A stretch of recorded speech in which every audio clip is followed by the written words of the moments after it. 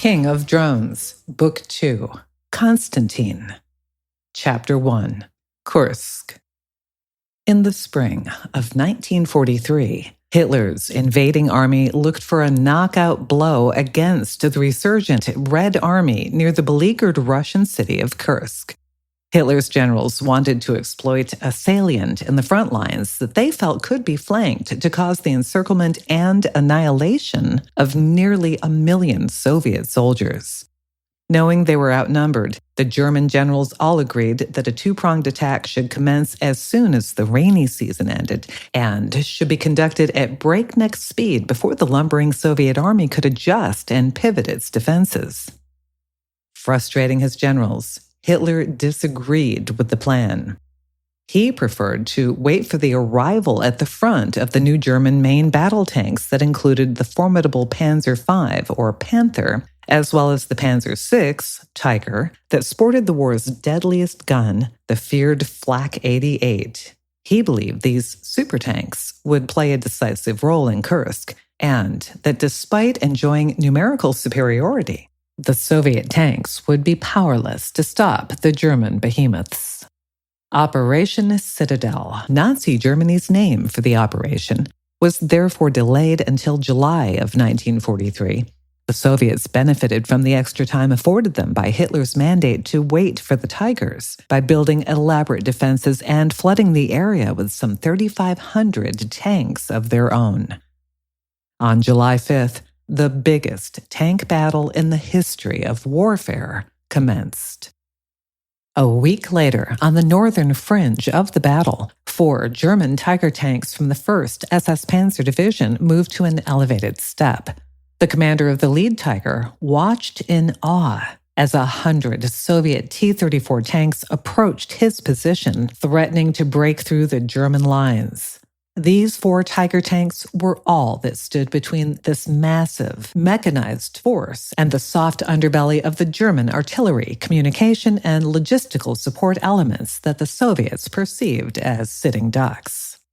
With deadly accuracy, the 88mm guns from the 4 Tiger tanks decimated the lead elements of the swiftly advancing T-34s, which created a bottleneck for the main thrust. Forced to swing around the burning husks, another hail of armor-piercing rounds stopped the second wave of Soviet armor in its tracks.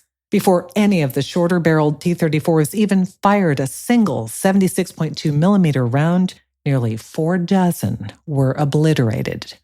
Seeing the pinpoint accuracy of the German gunners, middle-of-the-pack Soviet tank commanders decided to stand and fight and eventually began lobbing rounds at the elevated positions of the Tigers.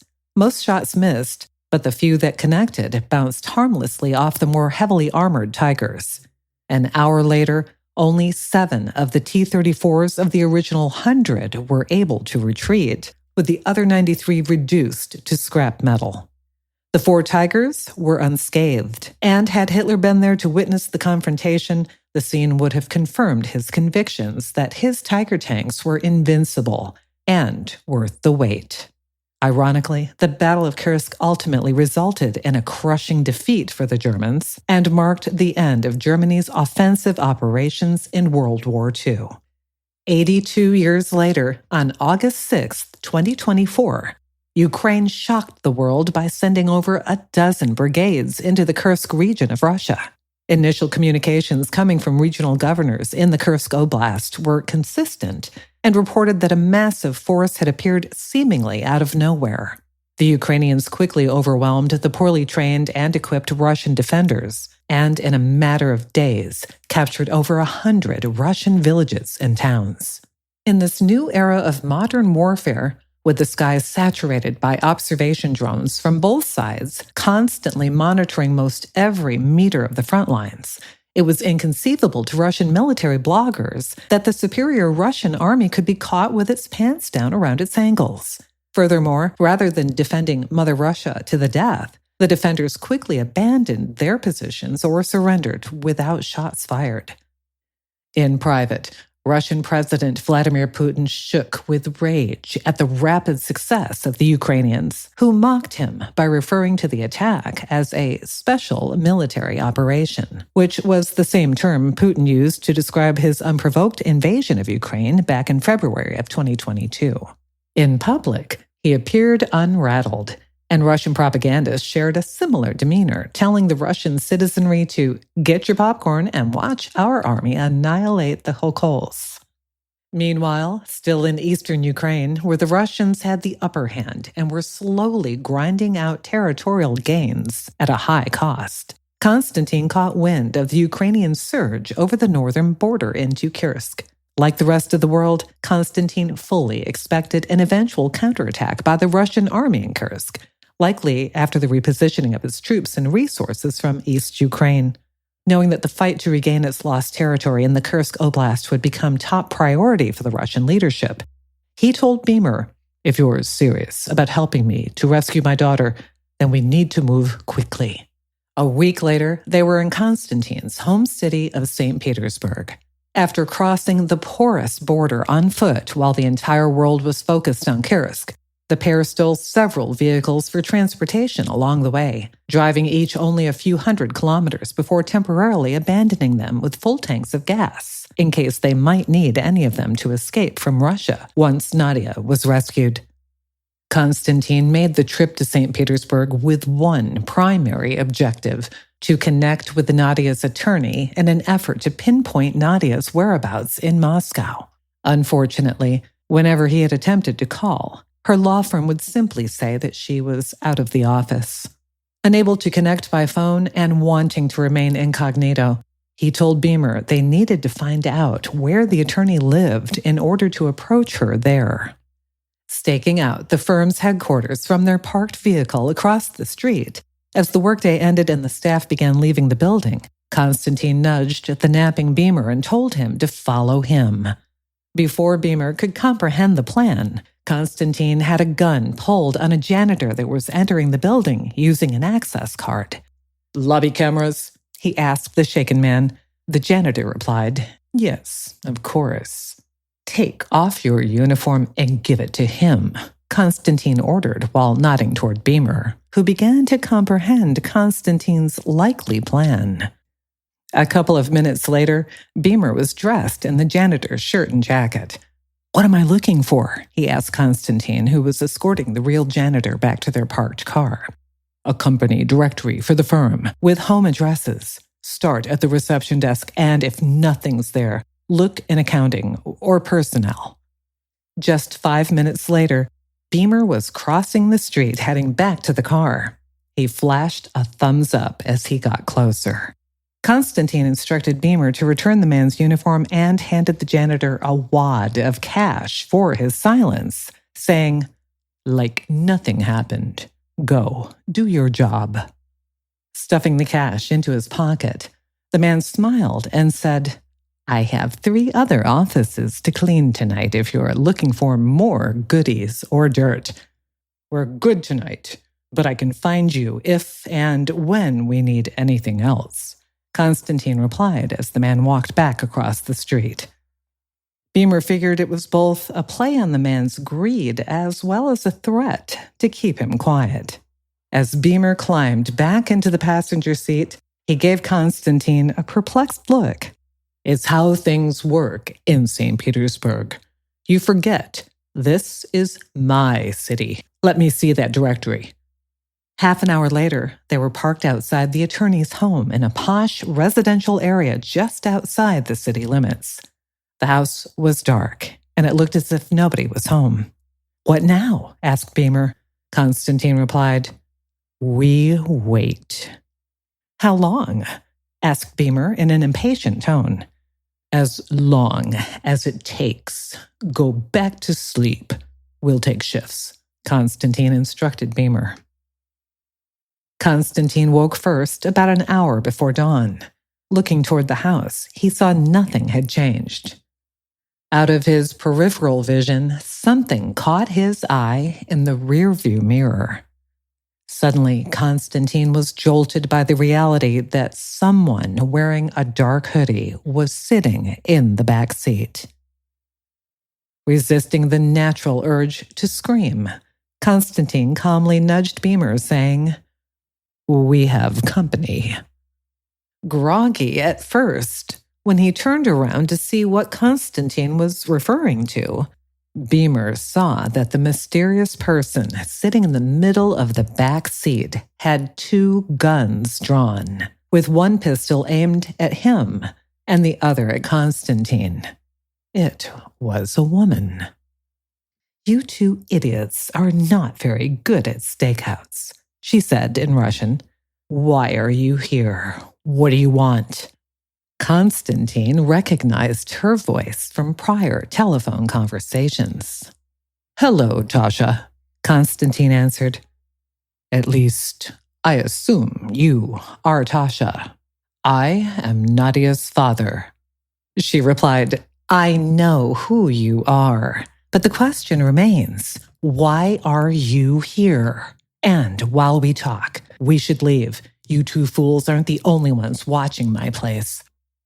"FSB?" Konstantin inquired as he started the car. "That would be my guess," Tasha replied. "They're also watching my office, but I've patterned their shifts. They are only slightly less stupid than you 2.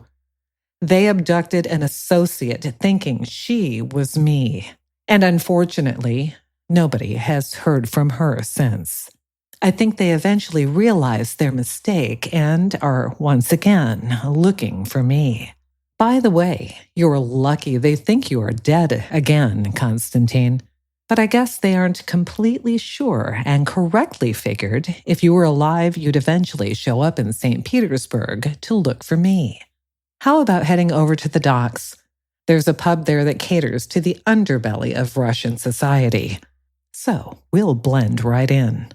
Besides, I want an Irish coffee for breakfast, and we'll let you 2 fight over which one gets to buy it for me." Beamer smiled and thought to himself, this gal has some rather big testicles. When they sat down at a table in the pub and she removed her hoodie, he realized she was also good-looking as hell. After they ordered food and drink, Konstantin began pressing Tasha for information about Nadia. Before she answered, the expression on her face let Konstantin know whatever she was about to tell him would not be good news. 2 weeks ago, she was sent to IK2 Mordovia, the female penal colony in Yavis, a small town about 500 kilometers southeast of Moscow. That's all I know. "When was the last time you spoke with her?" Konstantin asked Tasha. She replied, "A month ago. I only found out about it when I tried to reach her at Lefortovo and was told that she'd been transferred." Lefortovo was a medium-security detention center in Moscow that typically held dissenters and political prisoners before they were transferred to other facilities. Unfortunately for Nadia, IK2 was a notoriously bad place to be sent. Beamer remembered that it was the prison where fellow American and women's basketball player Brittany Griner was incarcerated for almost a year after being caught in possession of a small quantity of medically prescribed marijuana. The look on Konstantin's face let Beamer know his friend's mind was racing, trying to devise the fastest way to get to his daughter. Beamer spoke first, saying, "Hold on a second, Konstantin. Anything we do to free her has to be carefully planned and will involve a bunch of moving parts." Having told Konstantin all she knew about Nadia, Tasha excused herself to use the restroom. As she vacated her seat, a muscular and heavily tattooed man sat down where she'd been sitting. Though his head was shaved, the intruder had a wiry beard and bad breath. As if he'd been invited to sit with them, the man began striking up a conversation, remarking that he'd not seen the 2 newcomers in the pub before. Speaking in Russian, Beamer politely replied, "My friend, we are trying to have a private conversation here. How about you tell the bartender your next drink is on me, and have a nice day? Beamer's attempt at cordiality didn't sit well with the big Russian, who replied, "You don't seem to understand. You two losers are sitting at my table in my pub in my neighborhood. Didn't anyone tell you that when you sat down here?" Beamer could tell Konstantin was a second away from losing his cool when he noticed a half dozen other thugs were intently following the conversation and were likely friends or associates of the troublemaker. Beamer figured he and Konstantin could take 2 or 3 of them if a fight erupted, but not 6 or 7.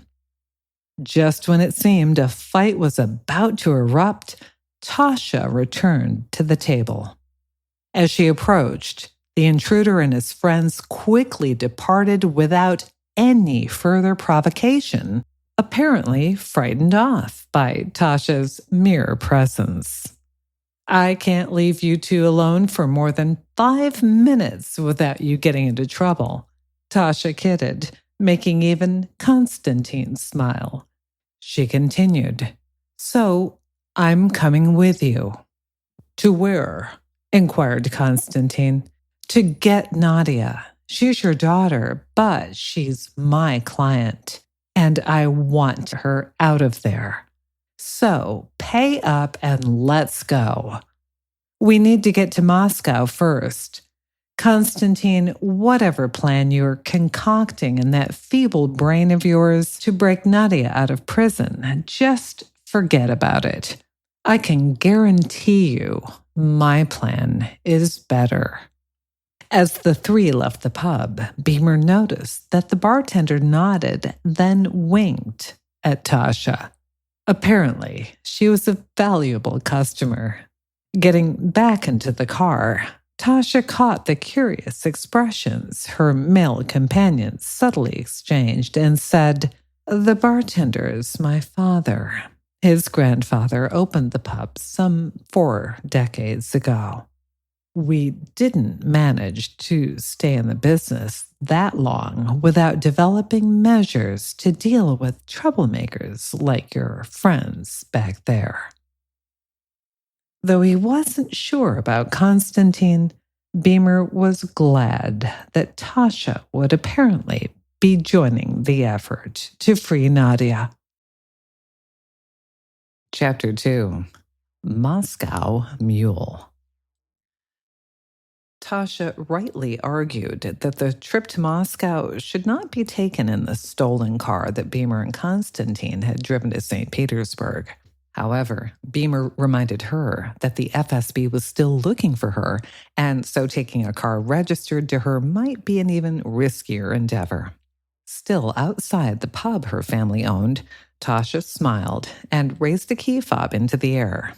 As she extended her arm, a sleek navy blue Escalade seemed to wake up from a nap by blinking its parking lights as if to say, "Hey dummies, I'm over here."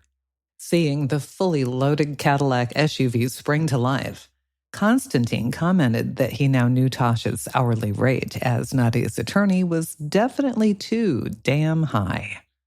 "This one doesn't belong to me. It's just a loaner," she explained. Minutes later, they were on their way to Moscow. "I'm waiting," Konstantin prodded Tasha as they wound through the pre-rush hour traffic en route to the main highway to the Russian capital. "What's your plan?" "I found out where the warden lives," she replied. "So?" asked Konstantin. "You love your daughter, Nadia, right?" she redirected. "That's a stupid question. Of course I do," replied Konstantin in a condescending tone. "And I assume you would do anything to protect her?" Tasha continued. Konstantin replied, "Of course. There are no limits as to what I'm willing to do in order to get her out of that prison. That said, how is this related to your plan?" Tasha fired back. "The warden has a 12-year-old daughter, and she's an only child." Beamer inserted himself into the conversation, saying, "I'm not sure I like where this conversation is heading."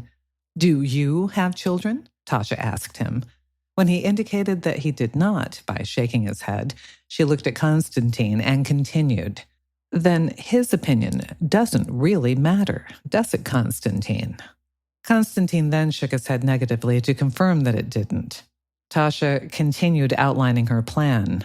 The warden's daughter attended a private school 2 kilometers from the prison. School let out at 3 p.m., 2 hours before the warden's usual quitting time. Somehow, on his minuscule salary, he was able to afford a nanny to take the little girl to and from school.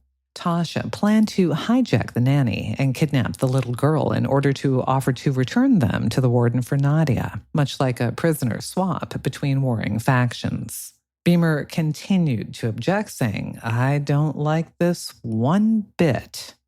Tasha replied, "Then why are you even here? What is your field of expertise? Better yet, what is your plan? Do you want the 3 of us to confront 30 or 40 heavily armed prison guards in order to break Nadia out of some unknown cell deep within the prison? Is that your plan?" Beamer initially liked the spunk and tenacity from this female attorney, but now she was beginning to piss him off. He sarcastically answered, "I'm just here for the moral support, but I have saved Konstantin's ass on more than one occasion." Konstantin was barely paying attention to the banter, but managed to intercede, saying, "That's true, Tasha. Of course, he's also tried to kill me on several occasions as well." Tasha reflected on the comment a while and concluded there must be more to Beamer than meets the eye, which is exactly what Beamer was thinking about her. The trip from St. Petersburg to Moscow was anything but routine.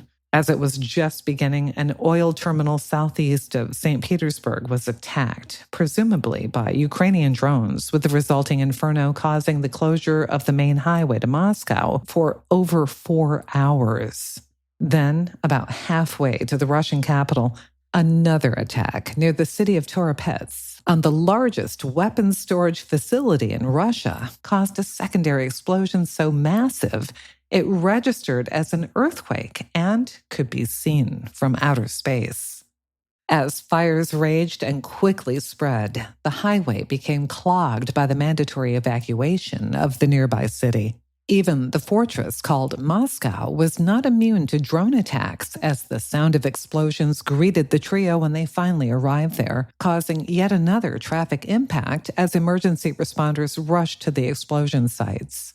The trip that normally took just under 8 hours had taken nearly 24. Tasha mentioned she had a friend in Moscow that had operated several Airbnb rental properties until Airbnb suspended operations in Russia due to international sanctions after the invasion. One was available with 3 bedrooms and bathrooms, which would allow each traveler a measure of privacy while they rested for the night before resuming the trip. Once they settled in, Beamer remarked to Konstantin that the place was as nice as any Airbnb property he'd ever booked. Tasha then left the guys to settle up with her local friend and pick up some food for the trio. As soon as she drove away, Beamer struck up a conversation with Konstantin, saying, "Tasha may have set the record for the most text messages in a 24-hour period on the trip." Konstantin agreed and shrugged his shoulders when Beamer asked if he trusted her. "She did a good job representing Nadia," he said. Beamer continued, "She packs 2 pistols that we know of. And did you see the way those thugs recoiled at the pub when she returned to our table? It was as if someone put the fear of God in them." Konstantin countered, "But you have to admit that her plan to get Nadia out of that prison isn't half bad." "I still don't like it," Beamer answered. "That's because you're a moral and decent human being, but we're in Russia, not Disneyland. And over here, there is but one rule: kill or be killed. I could care less about the warden. I don't doubt he's a tyrant, but his daughter is just a 12-year-old girl, for Christ's sake," Beamer protested. "It's the only way to get Nadia out of that hellhole. If you had a daughter, you'd understand," Konstantin replied. "I told you I'm in. I'll see this thing through," Beamer answered. But after we get Nadia, you guys are on your own." "Fair enough," Konstantin responded as a light knock on the front door commenced. Tasha was back with food and a duffel bag. "What's with the duffel bag?" Beamer inquired. "It's our plan B," Tasha answered.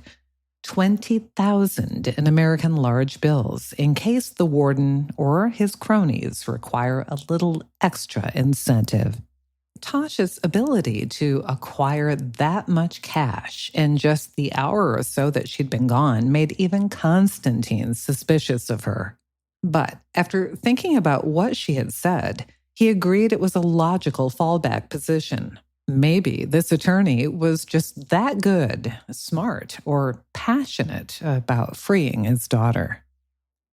Early that next morning, after filling up the Escalade, Moscow was quickly in the rear-view mirror as the trio continued heading south toward the small town of Yabash, where the prison was located. They expected to arrive with several hours of daylight left to begin scouting the surrounding area and find routes to and from the prison, the school, and the warden's home. They also found a roadside motel about 20 kilometers west of town where they planned to set up shop, paying cash in advance for one room that the men would share and another adjoining room for Tasha.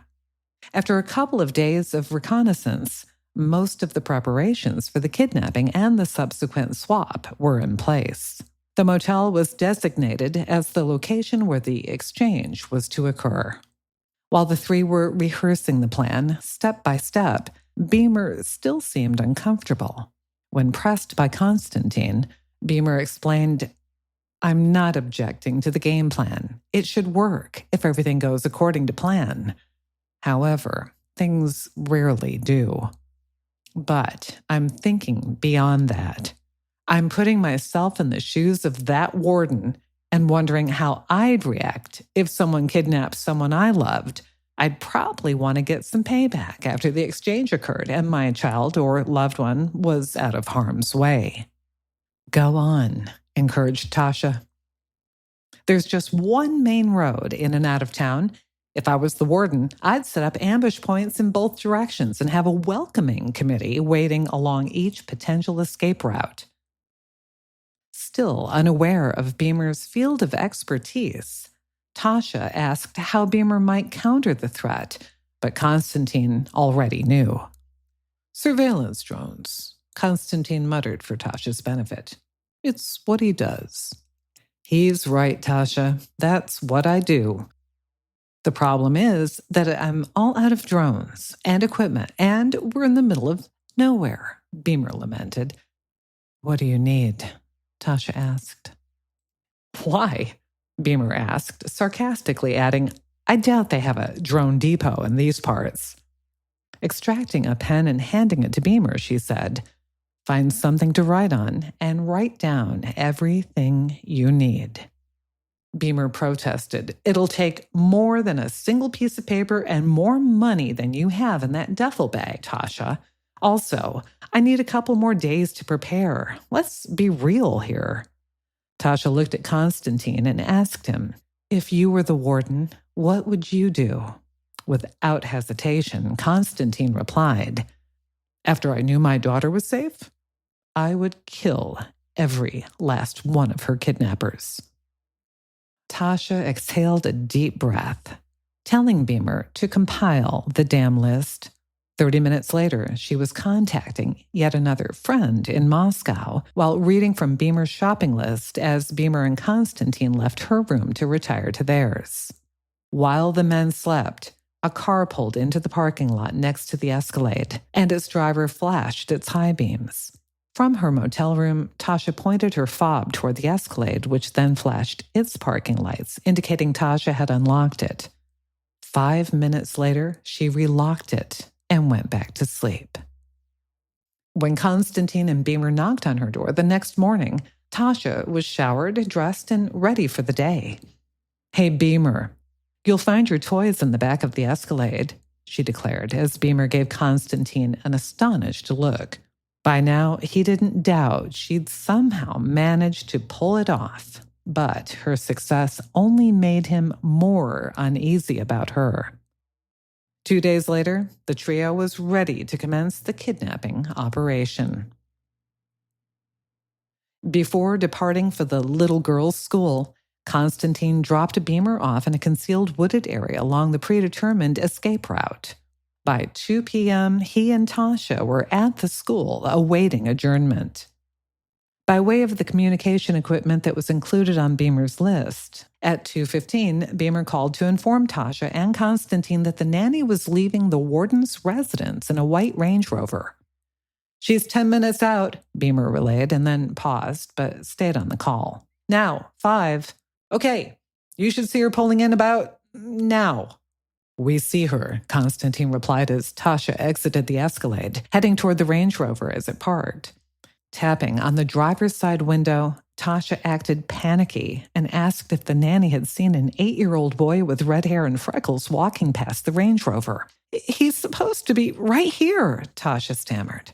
Concerned and wanting to help, the nanny unlocked the car and offered to let Tasha sit in the passenger seat while she waited, saying, "School has only just let out. I'm sure he'll—" She stopped in mid-sentence as she realized Tasha was now pointing a gun at her.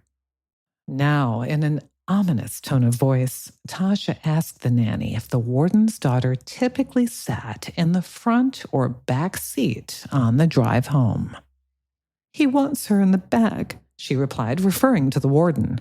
"Please don't hurt us." Tasha responded, "Give me your phone.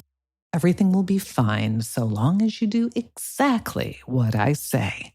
First of all, you tell the warden's daughter that I am a family friend who is visiting and needs a ride to my hotel.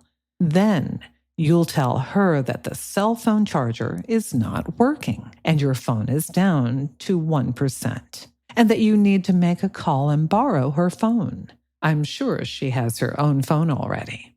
"Yes," the nanny replied in a dejected tone. Tasha replied, "Then I'll need to collect her phone too." Soon, the little girl was in the car and conversing with Tasha as if they were blood relatives while the nanny drove them to the motel. Tasha gave Konstantin a very subtle nod, and the Range Rover drove past the Escalade.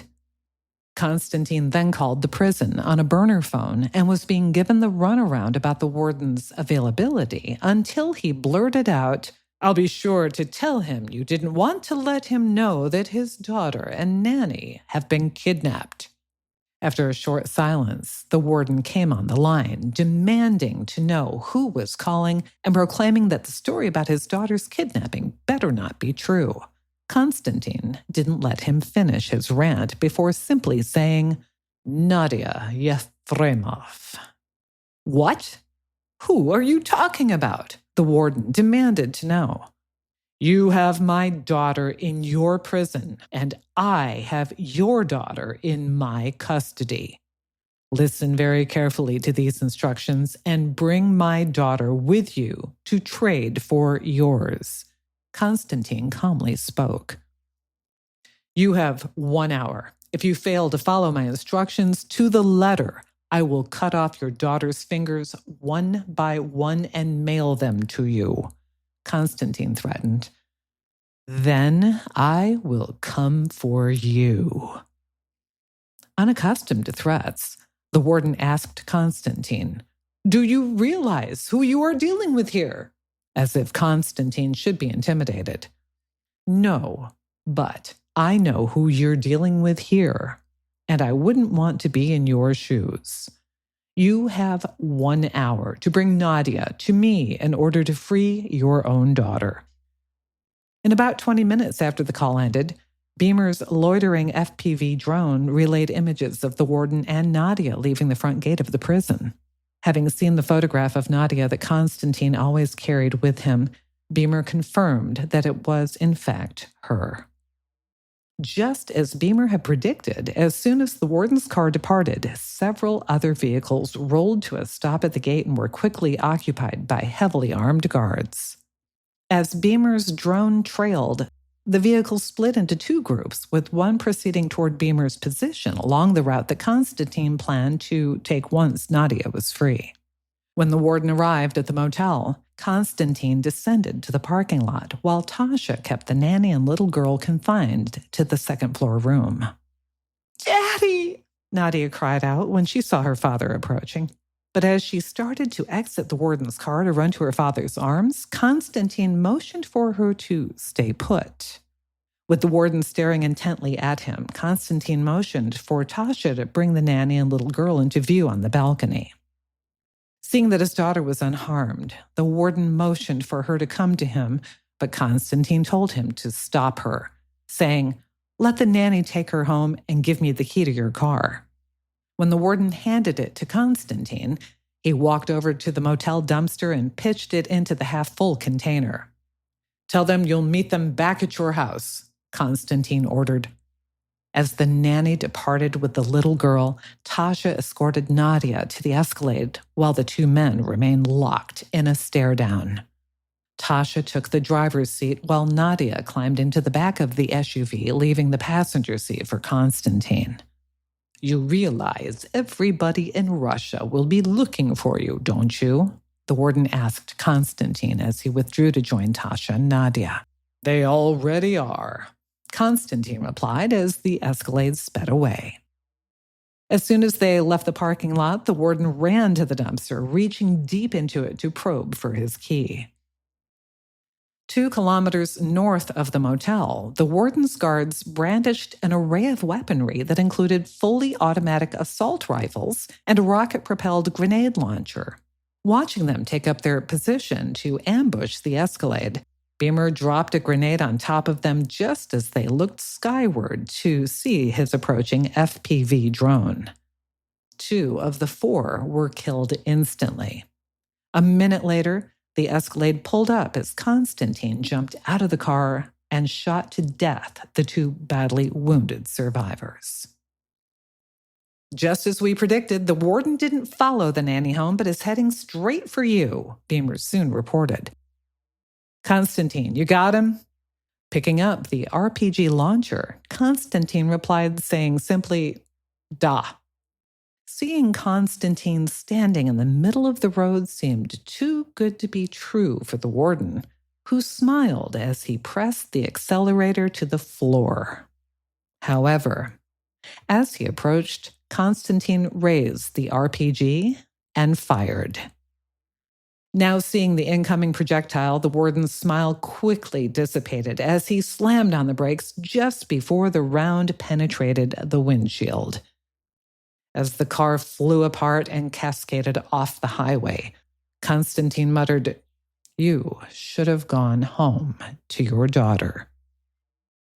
With the threat fully neutralized, Nadia bounded out of the Escalade and into her father's embrace. "I knew you'd come for me, Dad." Konstantin fought to hold back his own tears and said, "I've missed you, Nadia.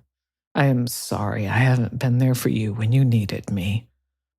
"You are here now, and that's what matters," Nadia replied as they got back into the Escalade. Circling back to pick up Beamer, Tasha informed everyone that they would be stopping just ahead to exchange the vehicle for a white Lincoln Navigator in case there were witnesses back at the motel. "Let me guess," said Beamer sarcastically. "Another loner." Chapter 3. All in the Family. It took the American Scott Beamer sneaking into the heart of Russia to learn from Russian TV that President Biden had withdrawn from the 2024 presidential election and that former President Trump had survived 2 assassination attempts back in the States. Regardless of who wins the election, I just hope the American people realize we can't abandon Ukraine. If we do, Putin's war will inevitably spread to Europe and America. Beamer thought privately to himself, not caring to share his opinion with the Russian traveling companions. For his part, as Konstantin watched the same Russian TV programs with Beamer, he mumbled that the Russian people were being fed horseshit on a daily basis. And after Nadia was freed, she became the most vocal critic of Putin's war in Ukraine, but Tasha kept her cards close to the vest. always.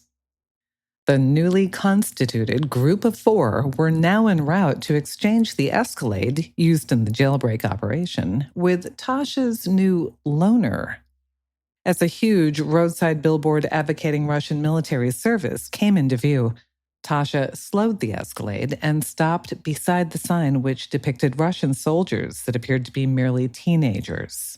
Leaving the SUV running, Tasha jumped out, then disappeared behind the sign. Moments later, she reemerged while driving the white Lincoln Navigator. "Time to swap vehicles," she explained. "Somebody please pull the Escalade behind the sign where my friends will retrieve it. Nadia, I asked them to bring you a couple of outfits. I guess that your dress size is a 2? Was I correct?" "Sweet," exclaimed Nadia. "I can't wait to get out of this prison garb. And yes, usually a 2, but it depends on the brand." "What about Gucci?" Tasha inquired. Nadia replied, "I have no idea. I've never owned anything that nice or expensive." After Nadia ditched her prison uniform, Tasha remained in the driver's seat after the vehicle switch was complete, with Konstantin riding shotgun. After a conversational pause, Konstantin broached the same issue, repeatedly playing in Beamer's head, saying, "Tasha, you seem to have a lot of rich friends." "Is that a crime?" she sarcastically replied. Beamer chimed in from the back seat. "I guess it depends," he remarked, "on what it is they do, or better yet, on whatever it is you do." Defending herself, Tasha responded, "You know that I'm an attorney." "And a damn good one at that," Nadia added in defense of Tasha. After repeatedly witnessing Tasha's uncanny abilities, Konstantin also sensed that there was more to her than meets the eye, so he continued the line of questioning. "Tasha, you merely send a text or snap your fingers, and bags of money and luxury vehicles materialize out of thin air."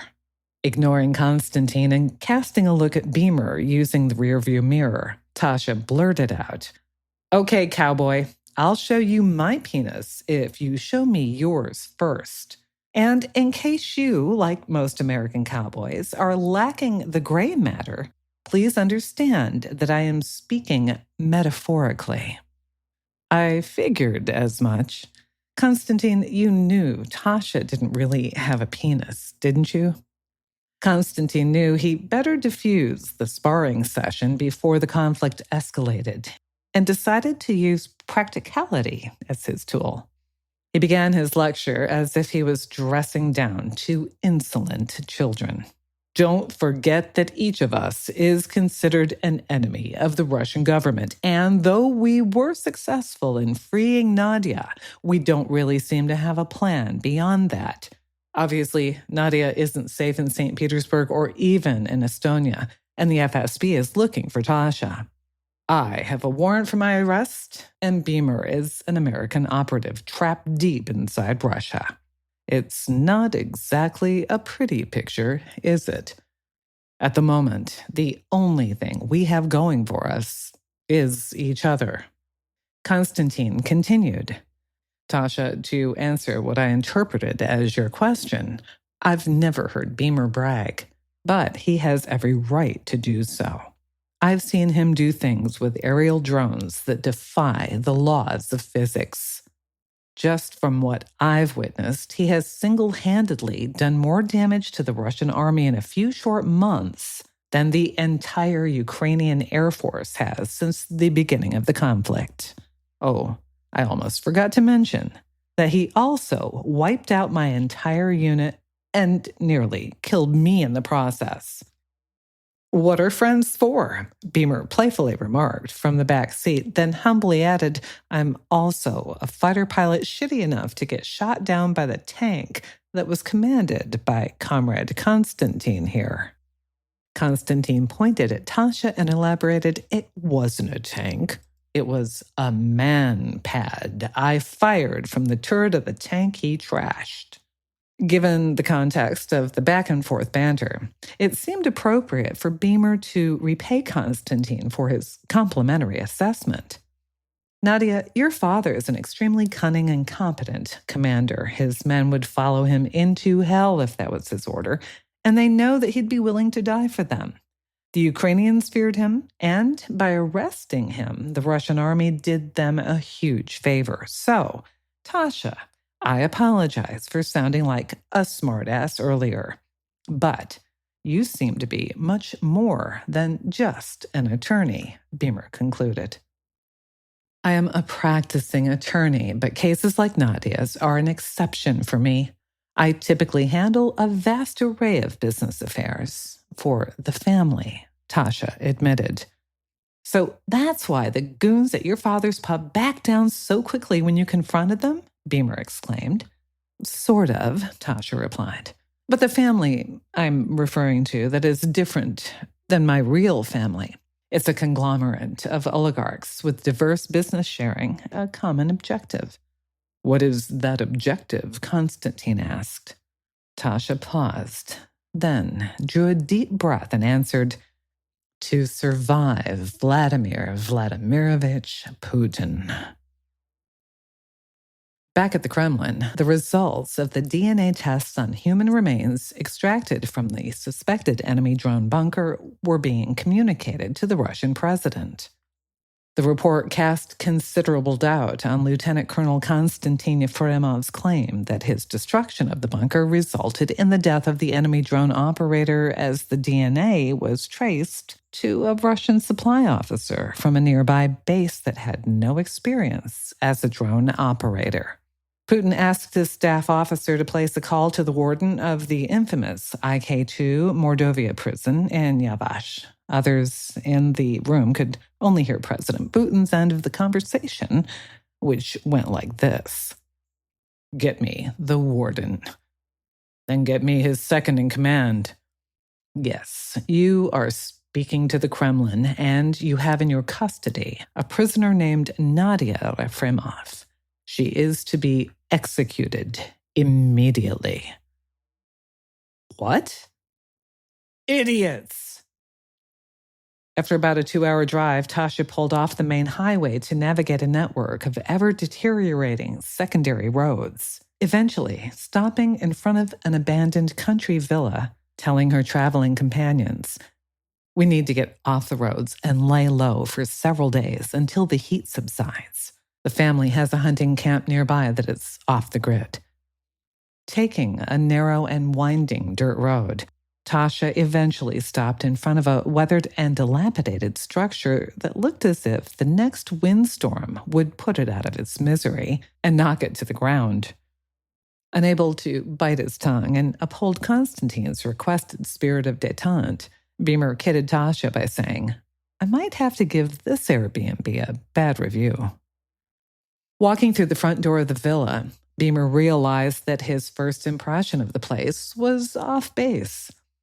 Its rotting exterior concealed massive beams that formed a robust skeleton around the access to an underground bunker. Almost entirely below ground, the living quarters were as posh as any of the other places the family owned. There was even a gym with a weight room that housed a variety of exercise stations, including a treadmill to torment Beamer. "Nice digs," Beamer remarked. I stand corrected. As it turned out, the place was over the top.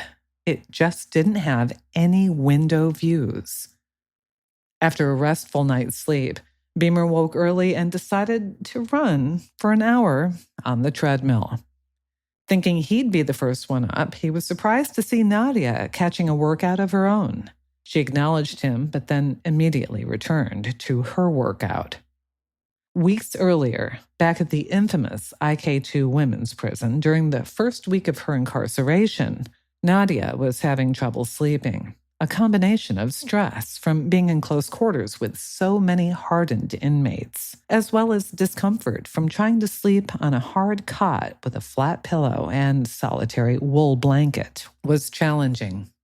As she closed her eyes one particular night, she was rolled out of bed by a large and heavily tattooed woman who grabbed her blanket.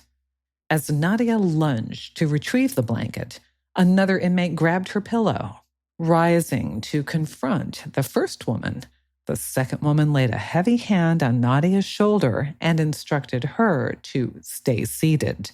The more imposing first woman then told Nadia, "You will have to earn these back. They belong to me now." Not caring to learn what earning them back entailed, Nadia ended the conversation by executing a push kick squarely to the first woman's solar plexus that completely incapacitated her. As she gasped for breath, Nadia threw a jab followed by a more powerful hook to the second woman's face, which knocked her to the floor. Nadia then squared off against a third woman who seemed to be allied with the pair. Seeing her friends so quickly overcome, the third woman held up her arms, indicating she didn't want any part of Nadia, and returned Nadia's blanket and pillow. None of this was known to Beamer as he watched Nadia from the treadmill repeatedly striking a heavy bag with hands and feet. That apple didn't fall far from the tree, Beamer chuckled to himself. Soon the pair was joined by Konstantin as Nadia called out to her father, "Dad, let's spar." Though Konstantin's ex mentioned their daughter was taking self-defense lessons, Konstantin had no idea just how seriously Nadia had leaned into the associated training. Learning how to defend herself was how she planned to psychologically heal from her assault and be able to better resist in the future. "Sweetheart," Konstantin replied, "I've had years of hand-to-hand combat training, and I'm twice your size." "That's good, Daddy. That should even things up a little," Nadia teased. Though Beamer's hour on the treadmill was about up, rather than stopping and running the risk of being similarly challenged by Nadia, he decided to continue running. While they hid out, the four circumstantial friends watched a lot of television to pass the time. Russian state television dominated the airwaves and attempted to brainwash its viewers by constantly spewing misinformation and hate speech. Even the advertising on the channel seemed to glorify war and nuclear holocaust. Nadia commented that Putin and his propagandists were no better than Hitler and his evil minister of public enlightenment, Joseph Goebbels. For his role with the heinous Third Reich, Goebbels murdered his wife and 6 young children as the Soviet Army's noose around Berlin tightened in the spring of 1945.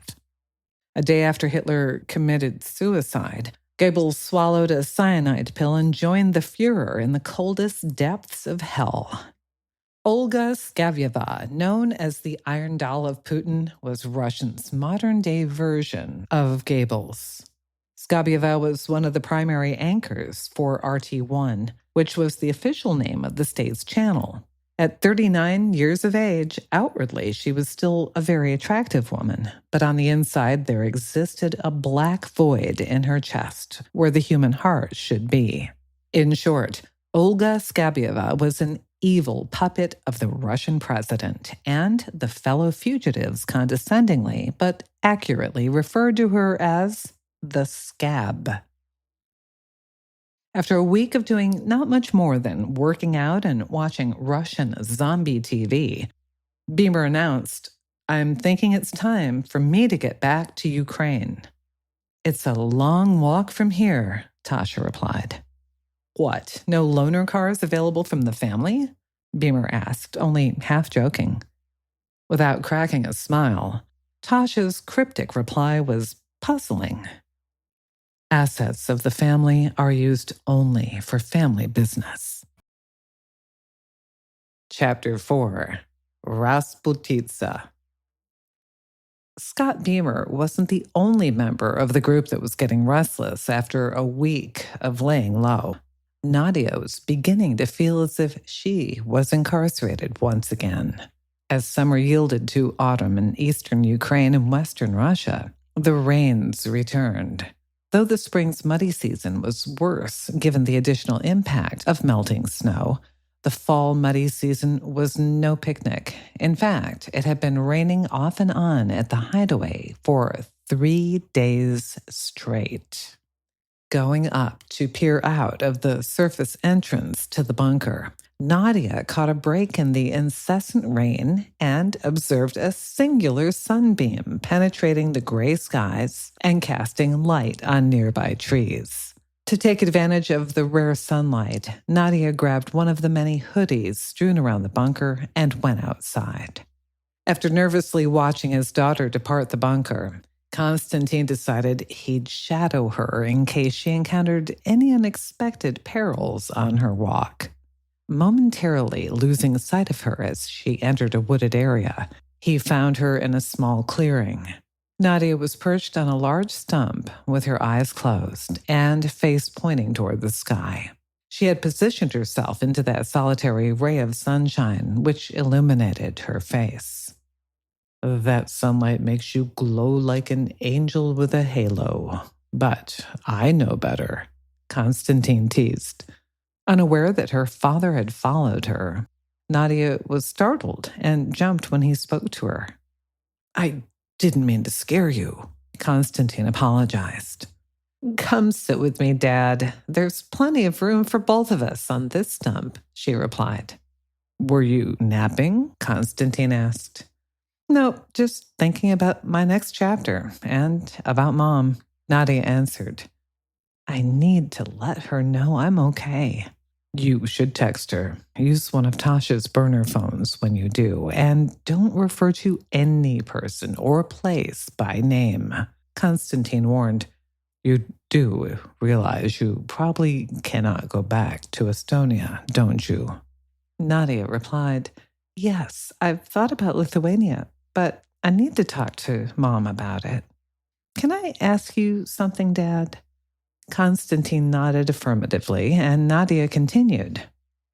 "Are you seeing someone?" Chuckling, Konstantin replied, "Hell no. Your mom is the only woman on the planet that can tolerate me, and I managed to screw it up." Nadia probed, "What happened? Did you guys fall out of love?" "I can't speak for your mother, but I never stopped loving her.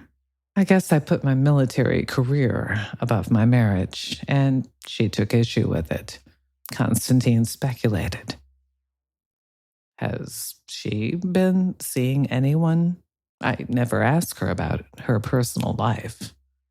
Nadia replied, "No, and maybe you should. She's dated a few losers, but none past the interview process." "The interview process? What is that?" Konstantin asked his daughter. "You're asking me?" Nadia grinned and continued. "You're the one that patented the interview when I became old enough to date. I'm sure you ran several of my boyfriends off without me knowing. What was it you'd say to them?" Laughing, Konstantin replied, "All they had to do is answer one question to my satisfaction." "And what was that?" Nadia asked her father.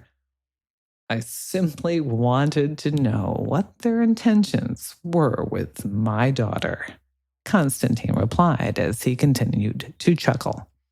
"Oh my God," Nadia exclaimed. "That's the exact thing I'd ask Mom's loser boyfriends.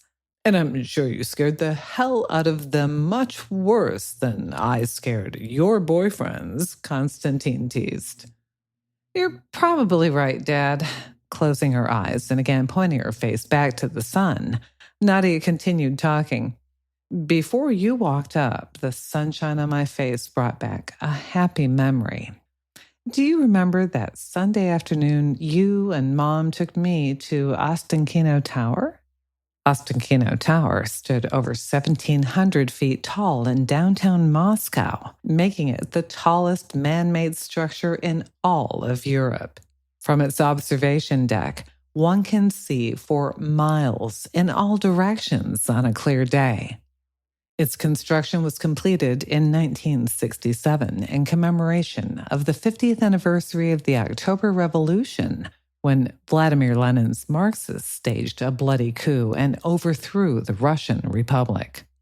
Lenin believed the societal changes he desired justified bloodshed and whatever drastic measures he deemed necessary.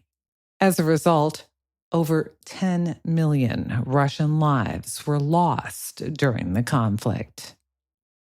Nadia continued reminiscing. I remember that day like it happened yesterday. You were 11 years old, Konstantin added. I've never witnessed a bluer sky or a more perfect day, Nadia continued. The sunshine made Moscow appear as if it were made entirely of gold. When we got up to the observation deck, I became scared because it was so high off the ground, but you held my hand and told me that you were there to protect me, which gave me the courage to get closer to the edge. As I gazed off into the distance, I believed I could see all the way to America, and I felt sorry for the people living there. I remember that, Konstantin added. You informed us and insisted that we were standing on top of the world. Do you remember what we did after the tour? Nadia asked her father. We went to the Moscow Zoo, Konstantin recalled. But not until you bought Mom and me snow cones.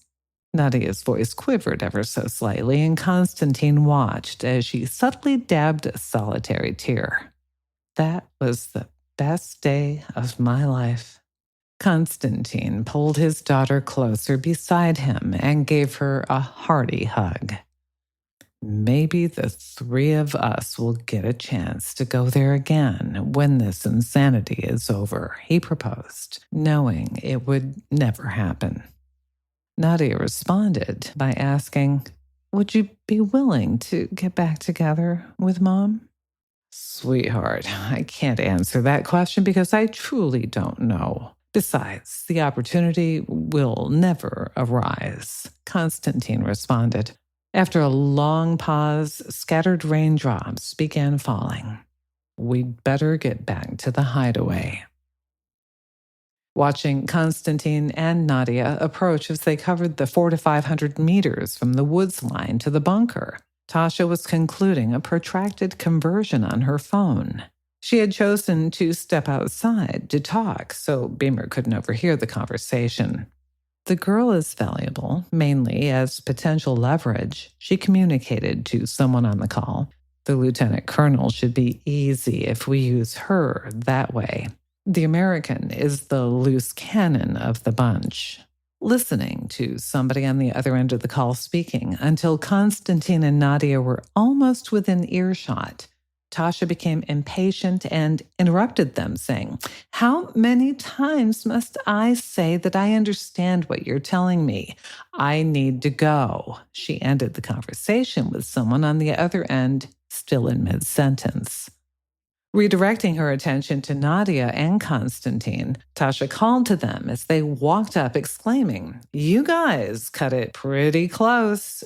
As a renewed downpour caused the pair to break into a jog to get under the roof. After a decent supper that Beamer and Konstantin prepared, the four settled down to watch television together. As usual, there was the scab, pontificating about Russia's military, economic, and ethnic superiority. As Beamer watched Olga Skabeva spew hate, he joked with Konstantin that they should have saved a goon grenade for her. Not expecting either Nadia or Tasha to understand the joke, Tasha seemed to comprehend its general context and commented on it, saying, Hold that thought, Beamer. The American brushed aside the comment and asked Tasha to confirm that the family would not be willing to provide a vehicle for him to use to get back to Ukraine. About that, Tasha said in response, I can get you closer to the border than here, but not without yet another vehicle exchange. The secondary roads are already nearly impassable without four-wheel drive and a winch. Beamer replied, I'll start walking back to Ukraine if I have to sit around here much longer. A 4x4 with a winch will be delivered tomorrow, Tasha informed Beamer and the others. We need to sit tight until it gets here because we'll bog down within sight of this bunker in that navigator. The next morning, during a break in the rain, Beamer donned combat boots and decided he'd try to run about a mile outbound along the connecting road before turning back. Though the cumulative 2-mile distance was less than half his standard running distance, he figured that the added resistance and weight of the mud clinging to his boots would require him to expend just about the same amount of effort. Still on the outbound leg, he saw 2 vehicles approaching. As they drew closer, Beamer observed that both vehicles were extended cab pickup trucks, equipped with big mud tires and winches mounted on the front bumpers. Figuring one was the vehicle Tasha spoke about, Beamer stopped along the road and waved to the first driver. Instead of waving back, the driver seemed to intentionally swerve to hit a large mud puddle on the shoulder of the poorly maintained road. The driver's actions caused a torrent of muddy rainwater to inundate Beamer, who turned to give the guy a dirty look. As soon as he turned back around, the second truck caused the same effect. Wiping his eyes and face as best he could, Beamer decided to head back to the bunker, intending to give the 2 drivers a piece of his mind. They dropped off the first truck and were both leaving in the second one before Beamer arrived back at the place, and they passed him this time. Both men were laughing intensely. After showering and reorganizing his drone equipment and gear, Beamer joined the others at the bunker's egress. Because their truck had a protective hardcover over its bed, Beamer stashed his gear bag there and joined Nadia in the back seat. Tasha was back at the wheel again, with Konstantin in the front passenger seat.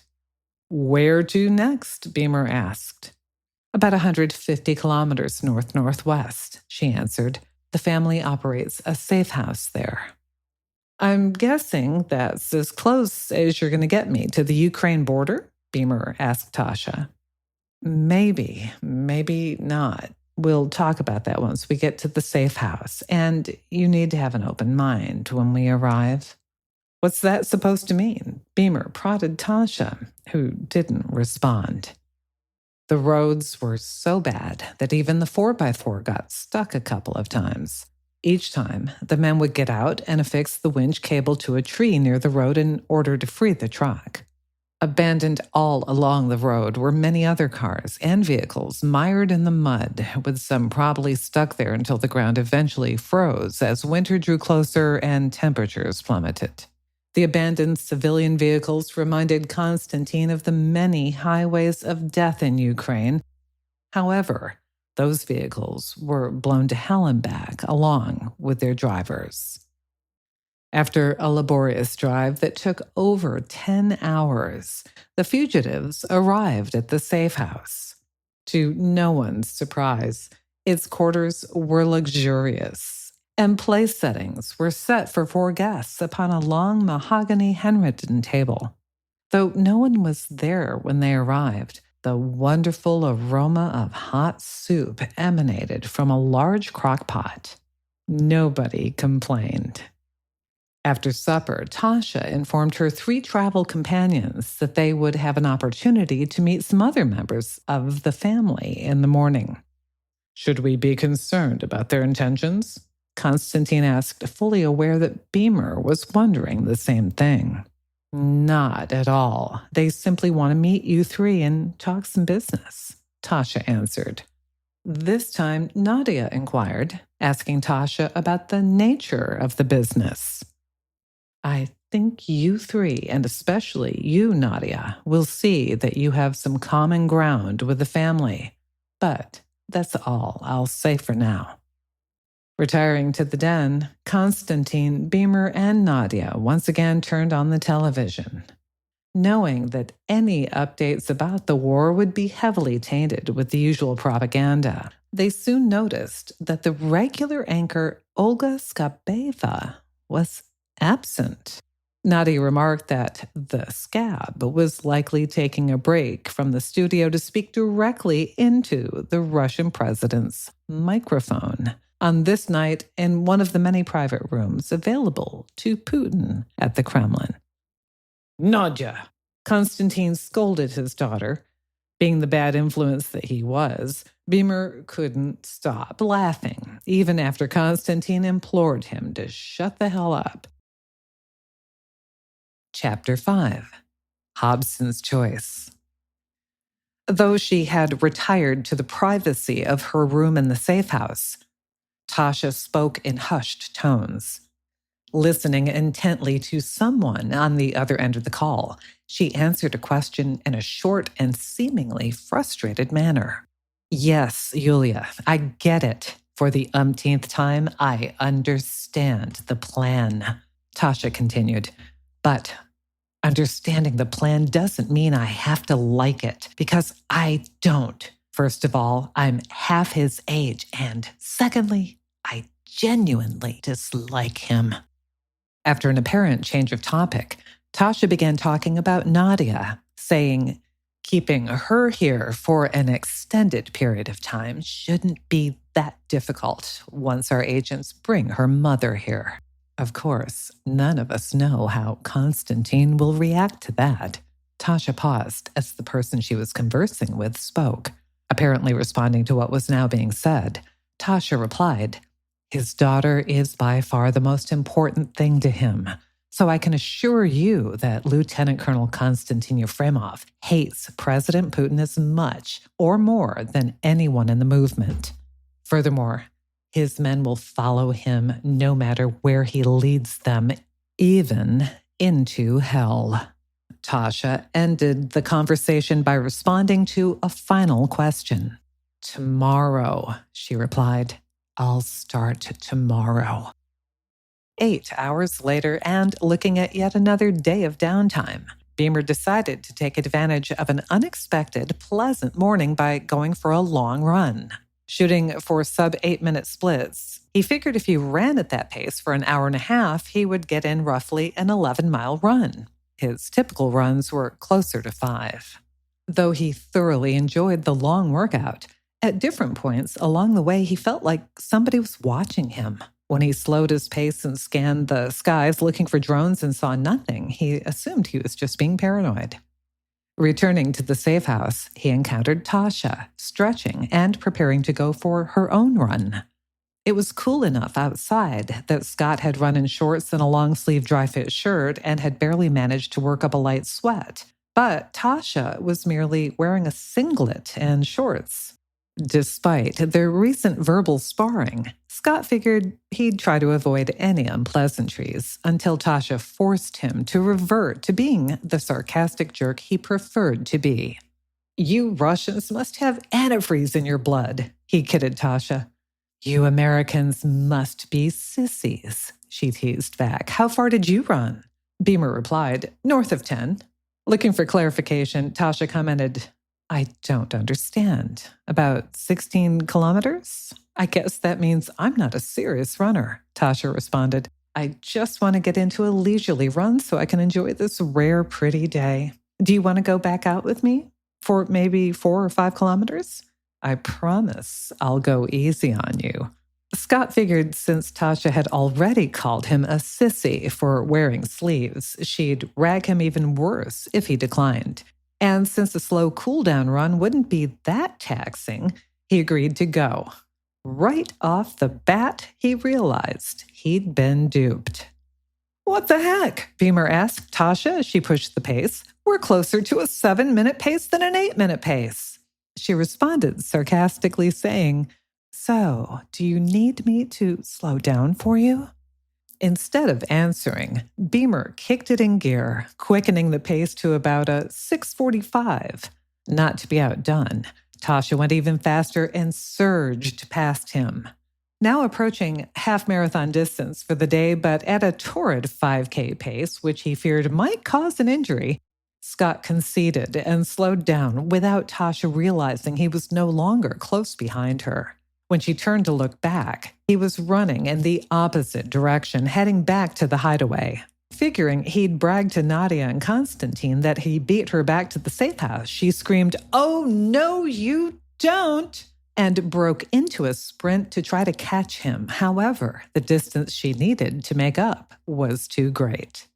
Scott was stretching and breathing normally when Tasha finally caught up to him, but she was gasping for air and had trouble speaking. "You cheated!" she finally managed to exclaim. Beamer figured his best response was silence, neatly wrapped up in a shit-eating grin. Once back inside, Beamer grabbed some water and was preparing to retire to his suite to shave and shower when there was a knock at the front door. Lingering to see who it was, Scott watched as Tasha let in a woman who was accompanied by one of the drivers that had intentionally splashed mud on him a couple of days earlier. Before he could confront the guy, Nadia rushed into the room and embraced the woman, excitedly yelling, "Mother, I've missed you so much." Both women began crying tears of joy. Konstantin appeared and approached the woman cautiously, greeting her in a subdued manner. "Hello, Kat," he said to the woman. "It's been a while." Before Konstantin could finish his sentence, the woman rushed to embrace him just as emphatically as she had hugged Nadia. Then, her entire demeanor suddenly changed, and she slapped Konstantin's face. Konstantin thought to himself, same old Katrina, but this time he was smart enough to hold his tongue. Seconds later, Kat was back in his arms and was quickly joined by Nadia in a family hug. As Scott watched the Yefremov reunion, he felt an elbow in the ribs. It was Tasha, who then nodded toward the front door. Not fully understanding the gesture, he followed her and the driver back outside while Nadia continued embracing her parents. "Let's give them some privacy," Tasha instructed Beamer as the driver climbed back into his vehicle. "You're a shitty driver!" Scott yelled after him. When Tasha informed him that the guy didn't speak English, Beamer repeated the insult in Russian, prompting the guy to laugh and piss Scott off even more. His anger was mitigated by Tasha holding several boxed pizzas that the guy had just delivered. Setting two just inside the front door for the Yefremovs, Tasha returned with 2 additional boxes and suggested they eat lunch while sitting on the porch. Soon, they were joined by Nadia, who wanted to give her parents some time to reconnect and chose to eat her lunch outside with Beamer and Tasha. It didn't take long for Scott to get cold, so after he finished lunch, he excused himself and returned to his suite to take a hot shower. An hour later, he returned to the den to watch more Russian fake news, though no one else was around. Does the average Russian citizen believe the garbage on this network? He asked himself. Eventually, he drifted off into a catnap until he felt somebody tickling the back of his neck. It was Tasha. "Your friend, the driver, is coming back to take us all out to supper at a chic restaurant about a half-hour's drive from here. The place is owned by the family," Tasha informed Beamer, who noticed she was dressed to the nines and was rocking a miniskirt. Soon, they were joined by Nadia, who was similarly dressed, though her skirt wasn't quite as short as Tasha's. When the driver arrived and there was still no sign of Kat or Konstantin, Nadia joked that she better go check on them to make sure that they hadn't killed one another. When she returned, she said, "Looks like it's just going to be us 3 going out for supper tonight. Mom and Dad want to stay here and eat leftover pizza." Intending to sit in the front seat in order to converse with the driver about his rude antics, Nadia beat Scott to the punch. Climbing in the back seat after Tasha, Beamer tried hard not to watch her miniskirt shrink even more as he held the door for her. Noticing the gesture, Tasha laughed while commenting to Nadia how chivalrous and horribly old-fashioned most American men were, especially the older generations like my dad and Beamer here. Nadia replied, causing the 2 girls to giggle more while Beamer simply shook his head. When they arrived at the restaurant and went inside, they were the first and only customers, which caused Scott to comment that it seemed to be a painfully slow night. Always aware of his surroundings, Beamer thought it seemed strange that the place was otherwise empty and kept his hand close to his pistol as they sat down. However, they were quickly greeted by a full waitstaff offering wine and beverage options, appetizers, and bread, while explaining the special dishes of the evening. Though they were a party of 3, 4 place settings adorned their table. After Tasha ordered an exquisite bottle of Caymus Cabernet, Beamer asked her who would be joining them. Suddenly, a half-dozen heavily armed men entered the restaurant, causing Beamer to instinctively reach for his pistol. Before he even touched it, 3 of the men surrounded him with their own guns drawn and pointed right at him.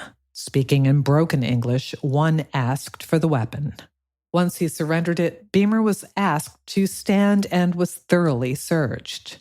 Now speaking in Russian, the spokesman of the group reported to the others, "He's clean." He then turned back to Beamer and politely invited him to return to his seat. After emptying the bullets from Beamer's pistol, the guard handed it back to him.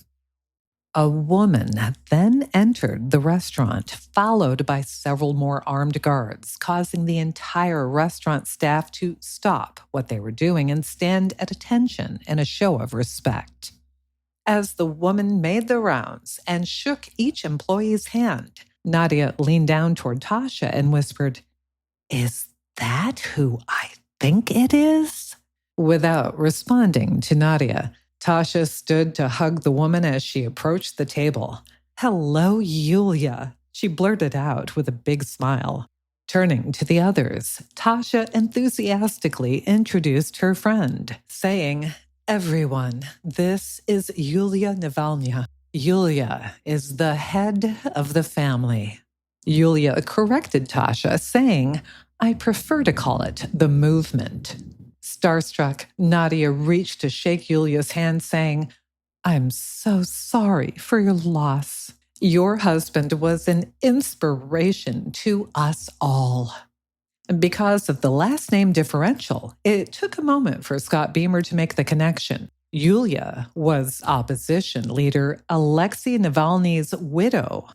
At 48, Navalny finally succumbed to mistreatment and, most likely, a third poisoning by Putin's secret police after being convicted on bogus corruption charges and thrown into prison. Though Navalny's political party, Russia of the Future, had only a couple 100,000 registered members, his social media platforms had several million combined subscribers. In February of 2024, when he was buried, hundreds of thousands of mourners braved the cold and the threat of arrest to bid him farewell. Yulia was determined to continue his legacy and was therefore also a target of Putin's Federal Security Service, or FSS. Thank you, Nadia. Alexei's passing created a void that the movement is trying to fill, but in many ways he is still with us. Yulia replied, "Where are your parents?" Nadia apologized on their behalf for them missing supper, to which Yulia replied, "That's okay. I'll see them tomorrow, but we'll order an extra bottle of wine for you to take back to them tonight." Casting her eyes toward Scott, Yulia smiled and said, "I understand you're an American that lost your Ukrainian homestead to the war?" Beamer replied, "It's temporary. Your country's occupation of eastern Ukraine is tenuous at best." "Major Beamer," Yulia interjected, "Russia is, in fact, my country. But Putin's war is not my war. It should not be Russia's war either. That said, are you aware that the Ukrainians have just surrendered the city of Volodar? Things are not looking great for Ukraine, at least in the Donbass, where your home is located." "Yes, it's been all over Russian television," Beamer answered, as if losing another 20,000 Russian soldiers to finally capture it was always part of the plan and worthy of celebration. Yulia replied, "Putin is quick to sacrifice our young men as well as the country's future for his personal legacy. And that is why he will never give back your homestead or any portion of the newly conquered territories.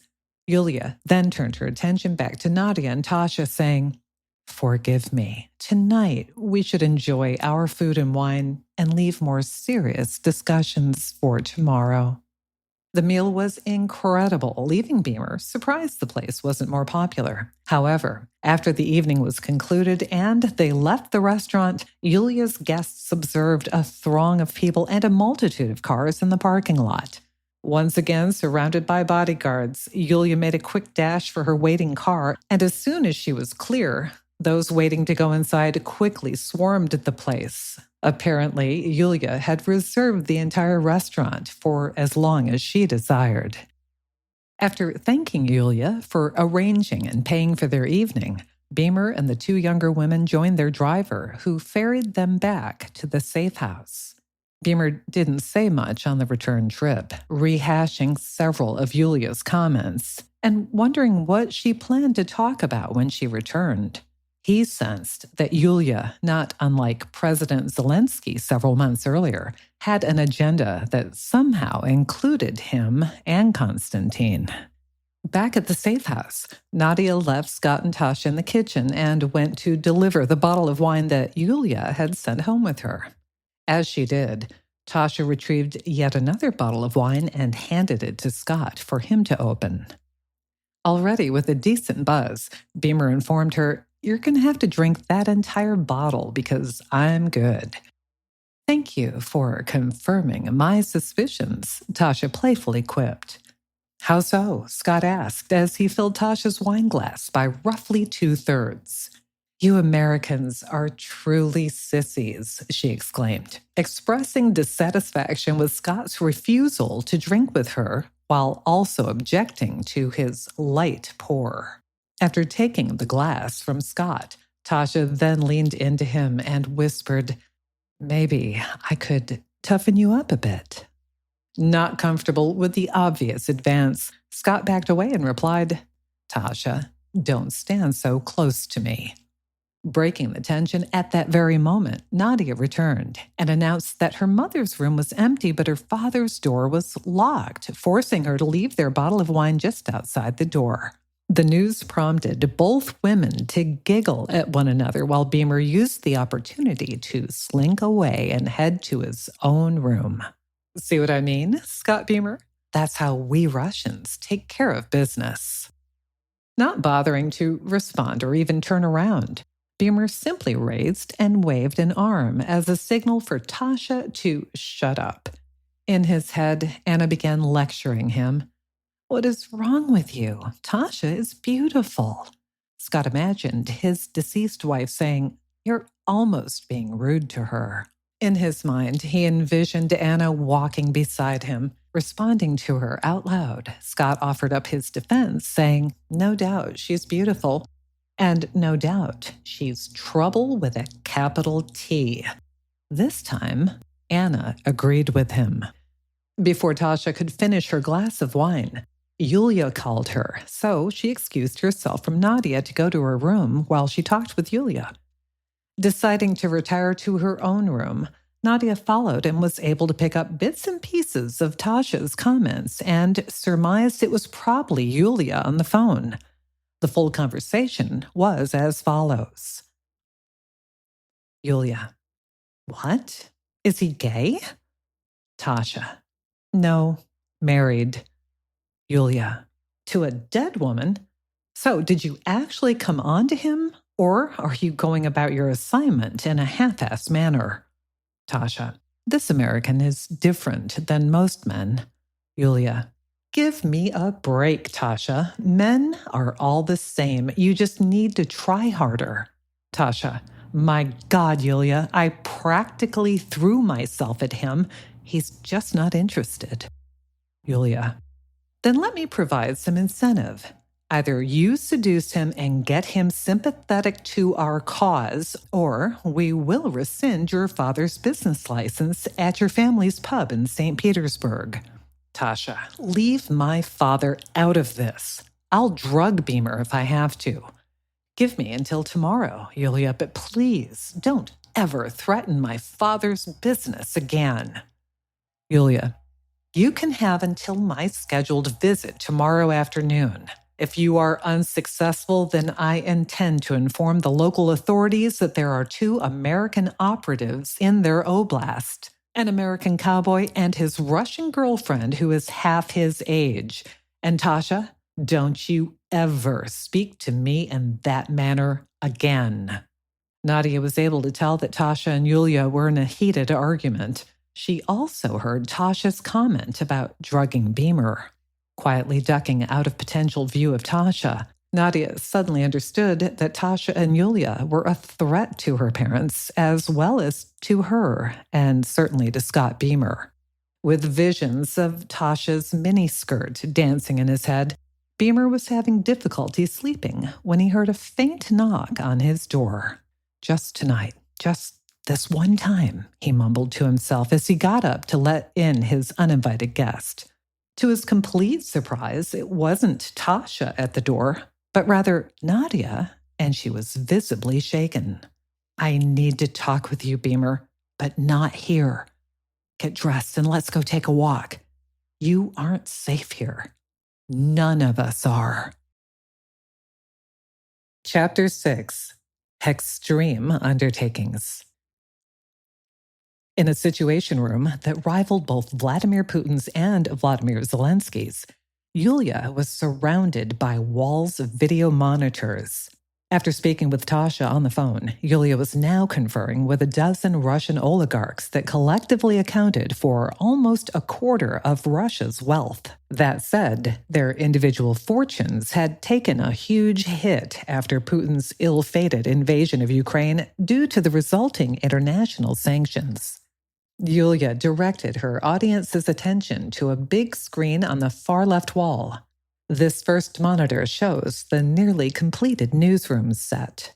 A second monitor showed a large auditorium filled with about 36 mid-level officers of the Russian Army and Air Force. And a third showed a vast array of computer equipment with the engineers at the controls all wearing white lab coats. The fourth monitor displayed an extensive garage filled with a fleet of luxury vehicles, while a fifth displayed an impressive cache of guns and munitions. One of the oligarchs didn't wait for Yulia's explanation to catch up, pointing to the sixth and final active monitor, which showed a still image taken of the guests in the safe house. "Which one is Konstantin?" he demanded to know. At that very moment, Tasha entered the room, which caused the same man to remark, "She's one of them, isn't she?" "Everyone, this is Tasha, our attorney, who fixes things and who cleans up and hides our dirty money.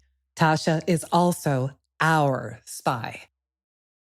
Exiting the safe house under the cover of darkness, Nadia told Beamer about the one-sided conversation she had overheard involving Tasha with someone on the phone that most likely was Yulia. After telling him that Tasha planned to drug and coerce him, Nadia handed Scott the key to the truck containing Beamer's gear, saying, "You should leave now." "Thanks for the warning, Nadia. Your father has every right to be extremely proud of you." "What about you and your parents?" Beamer asked. "I'll devise a subtle way to warn them. I'm concerned the entire safe house is being monitored, so I'll have to act normal and unsuspecting until I can figure something out. Goodbye, Major Beamer, and thank you for having my father's back, as well as helping him get me out of that prison." "Goodbye, Nadia. I hope our paths will cross again someday," Beamer concluded.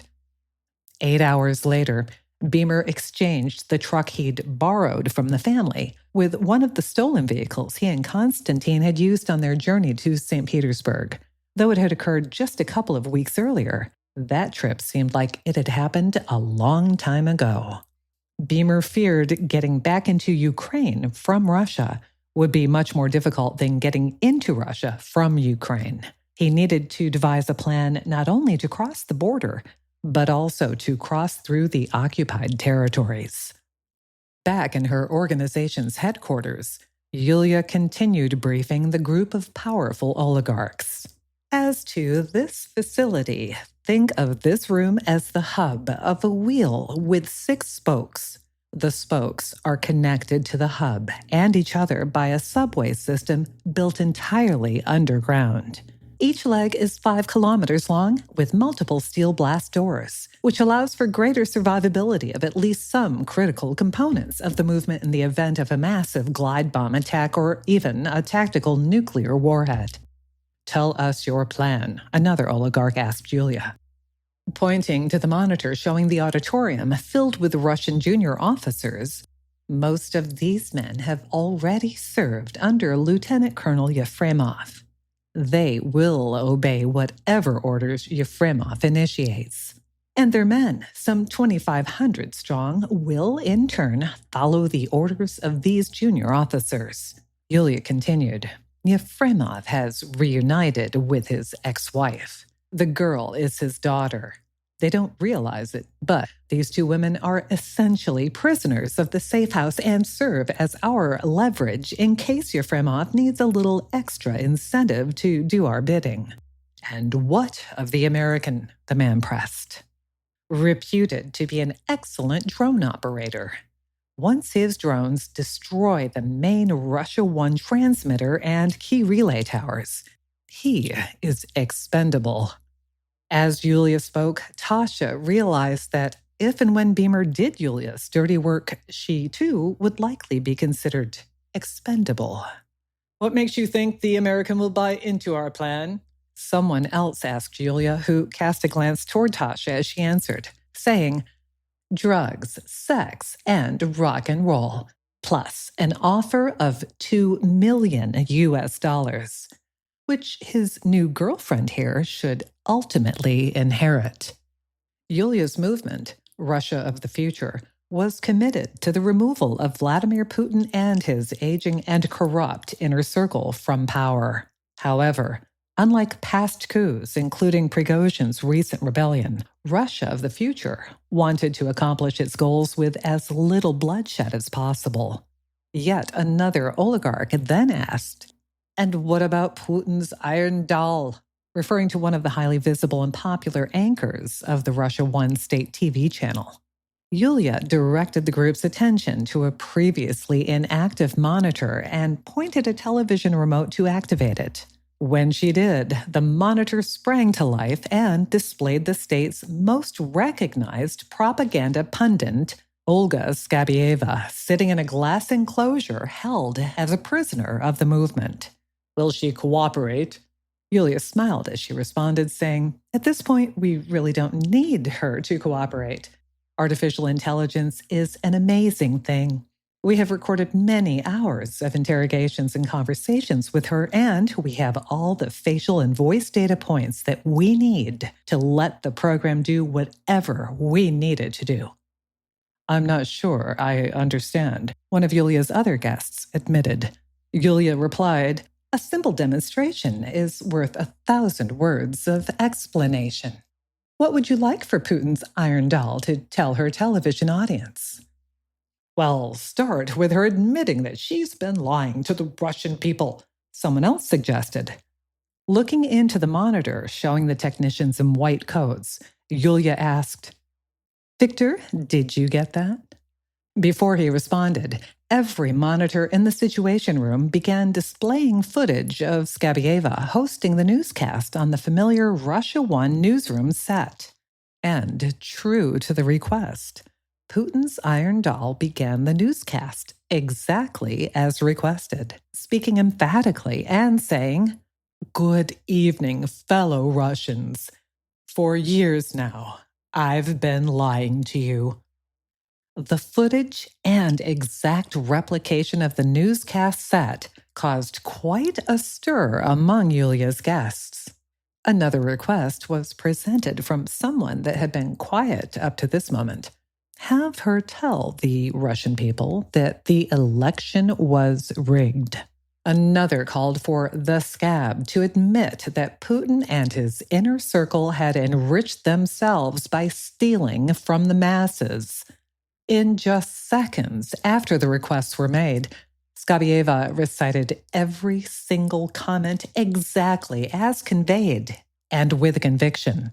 The first oligarch to speak seemed pleased, saying, "Yulia, You've exceeded my greatest expectations. If we can control the narrative, we can bring down Vladimir Putin without a protracted and bloody conflict. And we can end this nonsense in Ukraine while reestablishing favorable relationships with the international investment community and our trading partners in the West. But accomplishing these things will take more than a single segment. Yulia addressed the cited concern, saying, "The American drone pilot will simultaneously destroy the primary Russia One transmitter in the Ostankino Tower and the regional relay towers with multiple aerial drones. His specialty is reputed to be the survivability of his drones against anti-air missiles and signal jammers. Once Russia One stops transmitting, we will immediately fill the vacated airwaves with direct digital signals, which will allow for a seamless transmission. We'll also flood the social media channels, including YouTube, RuTube, X, Facebook, TikTok, etc., with the same continuous broadcasts. The program is so fast, we can create new storylines in minutes after real-world events occur." Yulia, we have but a couple of final questions. What is the role of Konstantin Yefremov and the remnants of the 76th Guards Unit? Somebody asked. Once the general population begins mass protests, Lieutenant Colonel Yefremov and his men will infiltrate the Russian military and eliminate any Putin loyalists. We want him to also oversee the release of high-ranking generals that Putin has recently imprisoned. Many were arrested after merely complaining about the president's incompetency after a military strategist, most notably Ivan Popov, who we have handpicked to become the new Minister of Defense. Popov is absolutely the most popular and competent Russian general and is therefore best suited to quell any unrest and unite the ranks. And what will be Konstantin Yefremov's role once the transition of power is complete? The same man asked. Yulia quickly replied, "Once the transition is complete, we will no longer require the services of Lieutenant Colonel Konstantin Yefremov." As Scott Beamer meandered in a general south to southwest direction, he avoided the larger towns and stuck to more remote rural villages when he needed fuel or food. Though he had plenty of cash as well as his Russian counterfeit identification documents, he chose to sleep in the vehicle under several wool blankets that he had left in the trunk of the car during the trip into Russia. Though it was October and he was in southern Russia, the nighttime lows were already dipping down into the upper 30s. Being tired from driving and sleeping well under the thick layer of blankets, Beamer quickly fell into a deep slumber. Some 7 hours later, as the eastern horizon began to glow, Beamer opened his eyes and felt refreshed. Suddenly, experiencing a strong sense of déjà vu, he looked into the rear-view mirror to see Tasha, once again adorned in a dark hoodie, staring at him from the back seat. He reached for his pistol, but it was missing. "You're a sound sleeper," Tasha commented as she handed Beamer his pistol. "Oh, I unloaded it first, but please take notice that at least this time, I'm not pointing my own gun at you." True to form, Beamer corrected her, saying, "It was 2 guns, not 1. There were 2 that you and Konstantin knew about. In typical attorney-speak fashion, there may or may not have been more than 2 that morning in St. Petersburg." Choosing to skip the humor and fake cordiality, Beamer's tone changed. "How did you find me, and why are you here, Tasha?" Beamer demanded to know. "I slipped a tracker in your gear bag that very first night I procured your desired equipment," Tasha explained. "When it comes to surveillance, the old-fashioned way, you and Konstantin are rank amateurs." So, what do you want? Beamer pressed. Konstantin and Nadia, along with Kat, are in big trouble. There is a coup in the making against Vladimir Putin, led by Yulia and a very powerful group of Russian oligarchs who want regime change. The Efremovs are about to be forced into taking some enormous risks, and if they succeed and survive, unfortunately, they will no longer serve their purpose for the family. Excuse me, for the movement. You can understand what that means for them, can't you? Tasha asked in an almost condescending manner. And what about you? Beamer inquired. Without hesitation, Tasha replied, survival, nothing less, nothing more. I've never trusted you, Tasha. Why should I believe you now? And even if what you say is true, what in the hell can I do about it? This gear you acquired for me is obsolete. It's basically garbage, Beamer complained. You keep reinforcing this recurring impression that I have of you, Tasha replied. Let me guess, Beamer interrupted her. I'm an American sissy, right? Tasha's response surprised Beamer. I was going to say that you seem to have a hard time making and keeping friends. Beamer wouldn't admit it to Tasha, but he'd heard that very accusation before from his wife Anna, both before and after her death. Tasha continued, I know you and Konstantin have this weird love-hate relationship. Beamer interrupted Tasha again, saying, yeah, we keep trying to kill each other. Whether you give a tinker's damn for Konstantin or not, Nadia is worth protecting. Beamer hurled insults at Tasha, asking, when did you become so pure? Just 48 hours ago, you were ready to drug and seduce me to further the same cause you now seem determined to thwart. You're like a chameleon, Tasha. Maybe so, she replied, but I'm willing to fight and die for people like Nadia. They are the true future of Russia. Not just another group of oligarchs that will continue to mortgage our nation's future in order to enrich themselves further. I mean, how much is enough? Seemingly unmoved, Beamer shrugged his shoulders and remarked, my fight is in Ukraine, Tasha, not here. Your source of that $10 million is in Ukraine, but your fight is in Russia, and though it may not end with Vladimir Putin, your fight certainly starts with him. Once he's overthrown, the senseless war in Ukraine is over, and you can go back to tending to your dead wife's garden. Tasha always did her homework before laying her cards on the table. You obviously know me better than I know myself, Scott sarcastically replied. Regardless, I'm going back to Ukraine, and unless you plan to go with me, you need to get the hell out of my car. Coward! Tasha exclaimed as she exited the car and slammed the rear passenger door. Nadia deserves better than you. 2 seconds later, Tasha vanished from Beamer's sight. It was as if the woman snapped her fingers and disappeared into thin air. Chapter 7. Fake news. In the wild early years of the internet, a Canadian dating site calling itself Ashley Madison launched. It was controversial right off the bat in that it marketed itself as a dating site that married people could discreetly use to have extramarital affairs. Ashley Madison went to great lengths to convince its users that their identities and personal data would be forever guarded by an ironclad cybersecurity system that guaranteed anonymity.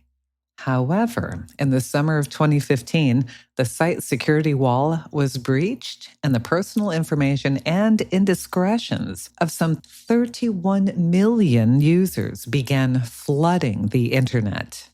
The hackers not only provided the names, addresses, and frequency of transactions of Ashley Madison's customers, but they created an ingenious marketing plan that segmented the data by city and state and advertised the disclosures in advance, like a blockbuster movie premiere. As such, people could not wait to get updated lists in order to see the prominent cheaters in their towns and neighborhoods. Worldwide, nearly 100 suicides were attributed to the event, as well as an undetermined number of homicides. To those following the developing story, it quickly became apparent that an extraordinarily high percentage of the site's users and murder victims were men. "I've been trying to call you and you've been ignoring me," Yulia angrily remarked to Tasha when Tasha returned to the Future of Russia Situation Room. "Where in the hell have you been?" "I hadn't slept in 48 hours and set my phone to silent so I could get some much-needed rest. I'm sorry, Yulia. It won't happen again," Tasha promised. "It better not, especially since we're launching the news site in 24 hours.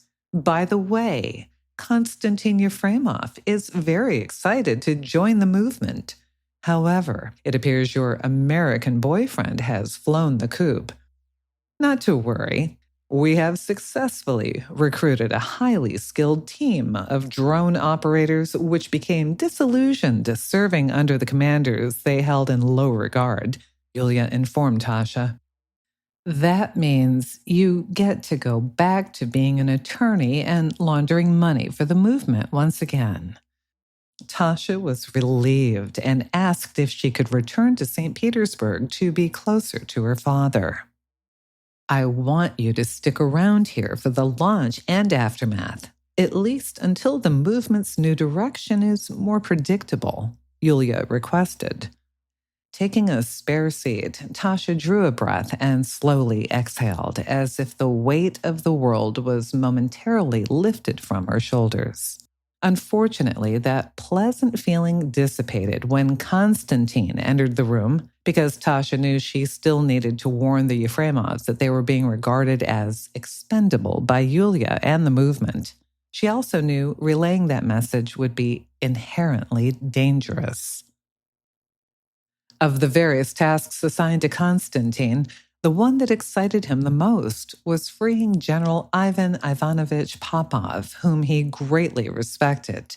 Back when the loudmouth Wagner chief Yevgeny Prigozhin was still alive, General Popov had the balls to complain directly to Sergei Shoigu, who was the Minister of Defense at the time and Putin's right-hand man, about Wagner's disproportionate consumption of artillery shells, general munitions, and logistical support.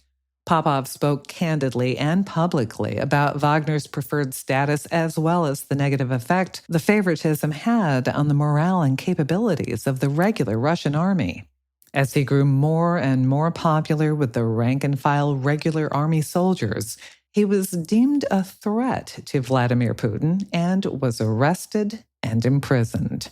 Yefremov was convinced that announcing Popov as an alternate choice as Russia's supreme leader would galvanize the military in his favor and quickly spell the end for President Putin.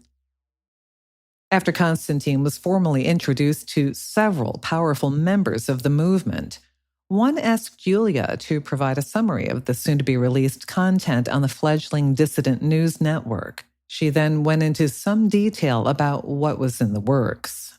Yulia explained that the first segment would be a detailed summary of the true casualties of Putin's war in Ukraine. The state-controlled channel had claimed less than 10,000 Russian soldiers killed in action from the invasion's commencement through the third quarter of 2024, along with another 20,000 wounded.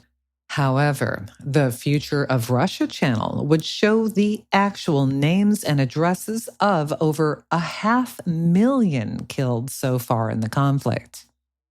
The next segment would disclose the salaries, net worth, and international real estate holdings of Putin and his inner circle, showing an infinitesimal gap between their official salaries and personal expenditures. Another would disclose their ownership of yachts, airplanes, and luxury vehicles before showing footage of the crumbling public infrastructure existing in most every major Russian city not named Moscow or St. Petersburg. Still another would track the collapse of the ruble after sanctions were imposed. To lend credibility to the data, Olga Skabieva, Putin's Iron Doll, would be supported by regular guests on the imposter channel, albeit with their images compiled and manipulated entirely by artificial intelligence. If this content doesn't piss off the masses, then nothing will, someone in the room exclaimed. Russia's coffers are not supposed to be piggy banks for these robber barons, another remarked. Yulia held up an index finger. We've created a slogan for the movement. Keep watching, Yulia replied as Skabieva drove home the same message over and over again to the Russian people. They were being robbed. Dramatically and methodically, Skabieva spoke to the cameras while the names and addresses of Putin's inner circle were displayed in a perpetual loop. She rambled on, sounding more like she was narrating a true crime episode. These are the names and faces of Putin's inner circle. While you and your families freeze in your apartments this winter because boiler systems have failed, and while you struggle to afford food, medicine, and basic necessities, Putin and his cronies are enjoying well over $1 trillion of stolen public funds. Not millions, not billions, but trillions worth of stolen funds. So the real reason why Putin invaded Ukraine is to distract you, the people of Russia, from this ugly truth. But we have a message for them. The Russian people demand they pay it back one way or another. Pay it back. The transmission then switched to a series of outdoor scenes, starting with ordinary Russians being interviewed and responding to a single question by the reporter that asked, "What do you want from President Putin?" Starting with an elderly pensioner whose 3-word response was simply, "Pay it back." This question was filmed, being asked to more and more people who shared the exact same response. By the end of the video, realistic but AI-generated footage showed large crowds of protesters in every major city in Russia collectively and repeatedly chanting, "Pay it back! Pay it back! Pay it back!" Scott Beamer feared that trying to cross the border separating Russia and Ukraine was too risky. After considering and quickly dismissing other options to return to Ukraine, he ultimately decided to drive to Sochi, a southern Russian city located on the Black Sea coast, and from there charter a small boat to take him to Istanbul, Turkey. From Turkey, he would initiate a suitably sized wire transfer that would allow him to buy his own ocean-going sailboat while remaining anonymous. Scott loved to sail and figured he would sail from Istanbul to Odessa, Ukraine, and have some fun along the way before starting the next chapter of his life. As Russian cities go, Sochi was progressive. It had hosted the 2014 Winter Olympics and benefited from a flood of foreign investment capital that allowed it to get a much-needed facelift. Money followed the Olympics, and the Russian mafia followed that money and set up permanent shop in Sochi. Because most of the local politicians and police were on the payroll, the city enjoyed a great deal of autonomy from Moscow. Once he arrived in Sochi, Beamer was less concerned about having a close encounter with the Russian FSB border service than with a low-level mafia member who might think he was a naive tourist and easy mark. Smiling as he remembered Tasha's comments about how crappy he and Konstantin were at conducting traditional surveillance, he parked his car with clear lines of sight to a boat charter business and observed the foot traffic coming to and going from the place over several hours. After witnessing what seemed to be legitimate customer traffic, Beamer was fairly comfortable that the business was not just a front for the mafia. 2 hours later, he departed Russia by charter boat, heading for Istanbul. Though the charter encountered some pop-up thunderstorms, the trip to Istanbul was uneventful, but also unremarkable. However, once he arrived in the Turkish city, Scott began to feel like a tourist and allowed himself time to do some sightseeing. While having supper at an open-air cafe, Scott looked around at the human diversity and chuckled, thinking it reminded him of a scene straight out of Star Wars. Most anywhere he went in Istanbul, he tended to blend in because most everyone there was, like him, an alien. The next day, after a trip to the bank and a trial sailing session, negotiations for a well-maintained 1998 Sea Star ended in an impasse on 3 different occasions. Each time, Scott would leave the business and then be ushered back inside to be offered a better deal than the previous take-it-or-leave-it price. It wasn't that Scott needed to drive a hard bargain because he had barely tapped into the tidy sum that he'd been paid by President Zelensky for discouraging Konstantin's 76th guards from completing their assault on Kharkiv. Beamer simply enjoyed haggling. Furthermore, he rightly figured that if he didn't negotiate aggressively, that the Turks wouldn't take him seriously. At the end of the day, he became the new owner of the 46-foot sailing ship with a cabin that could sleep 2, an 80-horsepower inboard engine, and an upsized fuel tank with a capacity of 400 gallons. Beamer successfully negotiated a free week's berthing at the docks where he purchased the boat, which gave him time to acquire supplies and enjoy Istanbul a little while longer. It also gave him an opportunity to adjust to living and sleeping in such cramped quarters before he put out to sea. With favorable winds catching his sail, he was also reminded of a timeless song by Christopher Cross, which got stuck in his head. Yulia's movement missed its self-imposed deadline to launch the Future of Russia channel after having unrealistic expectations about the capability of its drone operators. Konstantin fretted that an entire unit of FPV drone pilots was 100% less capable than his solitary American friend, whose obnoxious presence he was actually beginning to miss. The inferior drone unit had but 2 objectives. Its first was to destroy the official state television network's transmission and relay towers. Its second was to take out the front gate and guard towers of the prison facility where General Popov was incarcerated. Unfortunately, during an initial attack on the main transmitter, 100% of the aerial drones were shot down before they could even approach the target.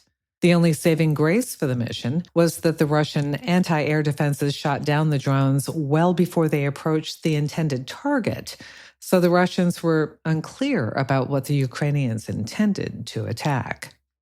With his men in position and waiting for the drones to attack the prison watchtowers, Konstantin watched with disdain as the simplistic attack vectors used by Beamer's replacements allowed their drones to be eliminated one by one, some even with simple automatic weapon fire.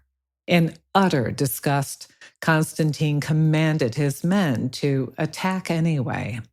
"Use the RPGs to hit those guard towers," he ordered his men.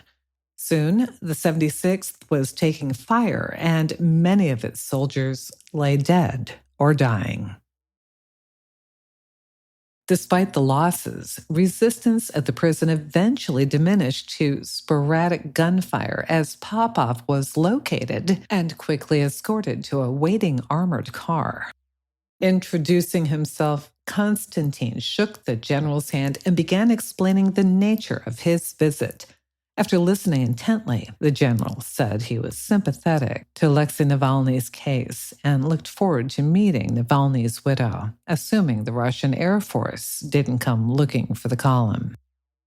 When Konstantin successfully delivered General Popov to the movement's underground facilities, it finally occurred to the general that the whimsical scheme that Konstantin outlined might actually work.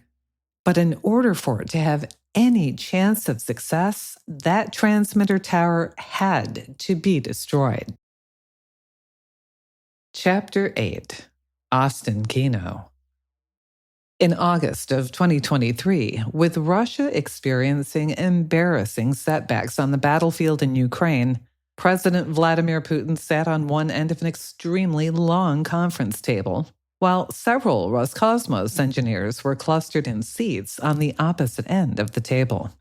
Roscosmos, the NASA equivalent in Russia, was responsible for space exploration and militarization. Putin was extremely frustrated by multiple delays of an impending mission involving an unmanned spacecraft named Luna 25 traveling to and from the surface of the moon. In the meeting, he sought assurances from the engineers that the additional time and corrective pre-planning had eliminated any additional potential glitches. The oldest of the engineers, Mikhail Mirov, who had risen to fame during the glory years of the internationally acclaimed Mir space station program, confidently relaxed in his chair and responded by saying, "Mr. President, I have personally coordinated and supervised every aspect of this mission and am 100% certain it will succeed in spectacular fashion." Despite Mirov's assurances, the Russian president was still doubtful. "This will be the first mission of this nature in the 21st century, and the eyes of the entire world will be upon us," Putin reminded his guests, then continued his lecture. "Furthermore, to date, your program has cost me billions of rubles. I demand perfection." Without hesitation, Mirov replied, "And you will have it, Mr. President. I personally guarantee it." Leaving the Kremlin and inside a limousine ferrying Mirov and 3 of his younger associates back to the operational headquarters of Roscosmos, a heated debate occurred about whether the complicated lunar landing phase should be simplified. All 3 of the junior engineers were worried that the designated landing zone, which was near the moon's south pole, was far too mountainous, essentially requiring the unmanned craft to thread a needle in order to safely land on the lunar surface. Mirov vehemently dismissed their concerns and told them, "The complexity of the landing will be studied and talked about for decades to come. Luna 25 will be my legacy." 10 days later, just before Luna 25's extended legs touched down on the surface of the moon, a tiny stabilizing rocket failed to shut off completely, which caused the craft to pinwheel into the steep and jagged rim wall of a proximate crater. It was a bad look for Roscosmos and proved that Russia's resurgent space program was still not ready for prime time. Konstantin Tower is an iconic landmark in Moscow, and its image is recognized immediately by tens of millions of people throughout the world as a symbol of Russia's Renaissance. A week after Luna 25's spectacular failure, a young mother and her 6-year-old daughter stood in line to purchase tickets to tour the tower and ascend to its observation deck. As they waited, the little girl pointed skyward and exclaimed, "Look, Mommy, that man is flying." Horrified at the sight of a man with flailing limbs plummeting to the ground, the woman immediately pulled her daughter tightly into her body to shield her from witnessing the man's impact with the street. Though she hustled her daughter away from the tower and immediately took her home, Konstantin remained open for business as usual. The next day, Russia One, the state-sponsored Russian news network, buried a story deep in the late segments of its live show. Almost as an afterthought, one of its more obscure alternate anchors casually reported, and in other news, a prominent astronomer and engineer with Roscosmos slipped and fell to his death while sightseeing from Konstantin Tower. As Scott Beamer navigated the final leg of his sailing trip from Istanbul to Odessa, he observed a fast approaching warship that seemed to be on a course to intercept him. As it drew closer, Beamer could identify the patrol ship as a Russian missile corvette with the number 22160 painted on its hull. As it crossed his bow at breakneck speed, its wake nearly capsized the sailboat. Relieved that their close encounter didn't involve him being boarded and interrogated, but angry that the warship nearly swamped him, Beamer stood up, extended both arms in the air, and flashed a double bird at the ship. Exchanging a nearly empty bottle of vodka, several crew members that witnessed the solitary sailboat captain shooting them a double bird implored the warship's captain to make an even closer pass. As he complied, the wake again nearly inundated Beamer's sailboat. So close that they could yell to one another, Beamer stood up again and screamed in Russian at the top of his lungs, "Hey, you stupid mother! I'm a fellow Russian citizen!" Draining the last of the vodka, one of the crew members then cocked a deck-mounted 76.2 millimeter heavy machine gun and fired a burst of rounds that splashed the water ever closer to the sailboat, causing Beamer to instinctively drop to the deck. His reaction greatly amused the crew of the warship, which broke into riotous laughter before the vessel departed and returned to its original course. After the warship disappeared over the horizon, Scott was only able to enjoy a couple of hours of calming tranquility before he began hearing the droning of engines. Heading in the same direction as the Russian warship, the sailboat was quickly passed by 6 lightning-fast Ukrainian drone speedboats that the Armed Forces of Ukraine, or AFU, had nicknamed Sea Babies. The sun was setting as the drones disappeared into the darker eastern horizon.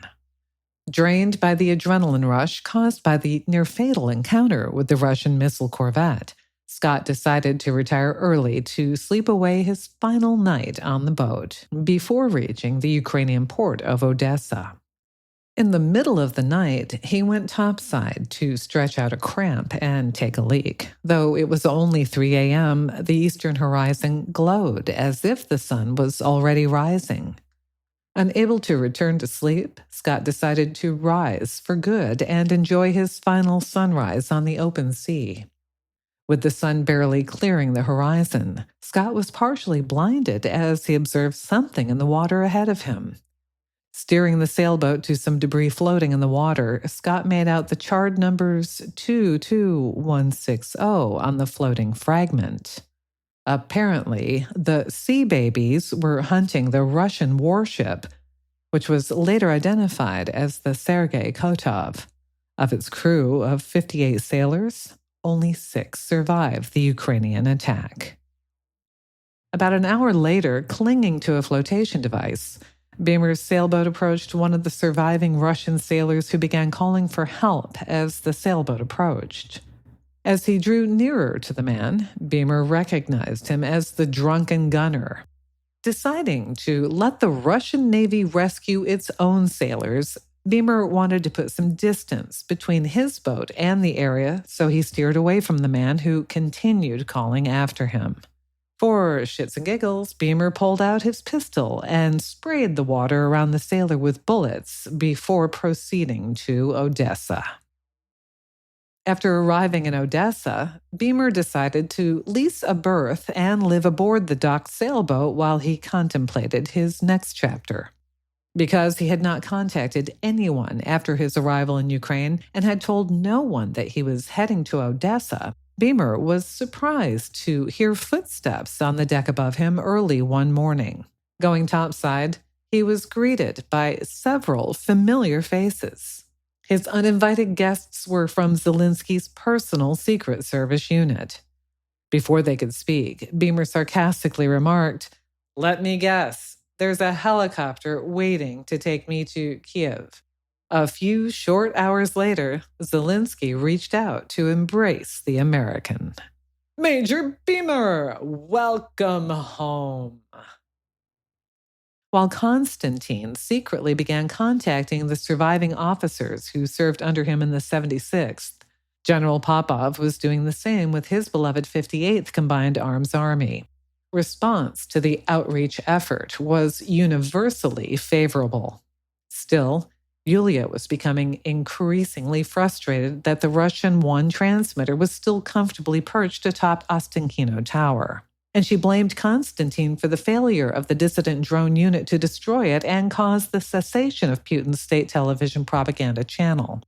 Konstantin sensed the friction with Yulia and tried to avoid her as much as possible while preparing the new drone unit for its upcoming attack. That evening, Nadia knocked on the door of her parents' suite, proclaiming that she had downloaded an app that allowed its users to trace their ancestry and wanted to show them a picture of their great-great-great-great-grandfather, who was a general in the Prussian army that defeated Napoleon at Waterloo. Of course, the story was a fabrication that Nadia intended to use to throw off anyone that might be listening or watching from the likely hidden cameras that Tasha had warned her about. As she sat on a couch between her parents, she displayed an unsent text that read, "We are being watched. Just pretend to be looking at pictures on my phone." "Doesn't Dad favor him?" she asked her mom, continuing the ruse. Her next unsent text read, "It is not safe here, and Dad, Yulia considers you to be expendable." Seeing Nadia's warning didn't surprise Konstantin, who took her phone and pretended to look at the photograph. "Am I that ugly?" Konstantin responded while inputting his own unsent text. It read, "I am aware. We need to act normally as if everything is fine." Nadia took her phone back while saying, "I don't think he's ugly, just battle-scarred." She then inputted a final text that said, "Be careful, Daddy. I'll be looking out for Mom." Still speaking in a manner intended to deceive any observers while conveying a message, Konstantin remarked, "Nadia, I am proud of you for finding this information. I'm also proud that the Yefremov family has such a noble history. We truly are warriors." During their run the next morning, Nadia informed Tasha that she had warned her parents. Despite Yulia's insistence that Tasha stay until the dissident channel launched, after returning to the safe house to collect some clothing and cash, Tasha disappeared. Because she was so intent on commencing the broadcasting she hoped would lead to Putin's toppling, 2 days passed before Yulia became aware that Tasha had disobeyed her and apparently returned to St. Petersburg. Back in Kiev, President Zelensky predictably outlined the reasons why he'd invited Beamer to come visit him. "We're getting our teeth kicked in over in the Donbass," the Ukrainian president admitted. "And the orcs will likely regain all of the territory we captured in the Kursk Oblast of Russia. We need a game changer, and you know what it is." "Yes, the Kerch Strait Bridge, the key to the ultimate destiny of the entire Crimean Peninsula," Beamer answered. "My offer of an additional $10 million still stands. Plus, I've thrown in a little extra incentive," Zelensky replied. "I don't think I'll be able to spend that first $10 million you sent me, let alone another $10 million. I'm going to have to pass," Beamer announced. "Anna Industries," Zelensky mumbled. "Excuse me?" questioned Beamer. Zelensky elaborated further. "Your extra incentive. Anna Industries, named after your wife, is already operational. In fact, it is in the same underground facility that once housed my F-15 that you trashed," Zelensky replied, only partially joking. "We are already churning out 200 aerial drones per day, including some highly specialized models that I'm quite sure you will enjoy playing with. And as far as the company's ownership goes, you will be granted a stock option for 5% of the initial offering, which, as you stand here, has a value of—" "Alexander, how much?" $22 billion US. Zelensky asked a second question of the group. And how much is 5% of $22 billion? Collectively, several responded simultaneously. $1.1 billion. Zelensky bookended the comment saying, 1.1 billion, when that goddamn bridge is lying in shards at the bottom of the ocean. Though he was definitely enticed by the proposal, Beamer snorted, smiled, and replied, I keep telling everyone I'm retired, but nobody ever listens to me. Can you give me a few days to think about it? With a look of desperation on his face, Zelensky sternly replied, 48 hours. You can have 48 hours to think about $1.1 billion. Being the smartass that he was, Beamer chuckled and corrected the Ukrainian president, saying, not to split hairs, but your math is off. You forgot to include the second 10 million. Nobody else in the room laughed. Beamer successfully lobbied for a return helicopter flight to Odessa in order to recover his gear bag and his sailboat one last time before relocating to Kiev.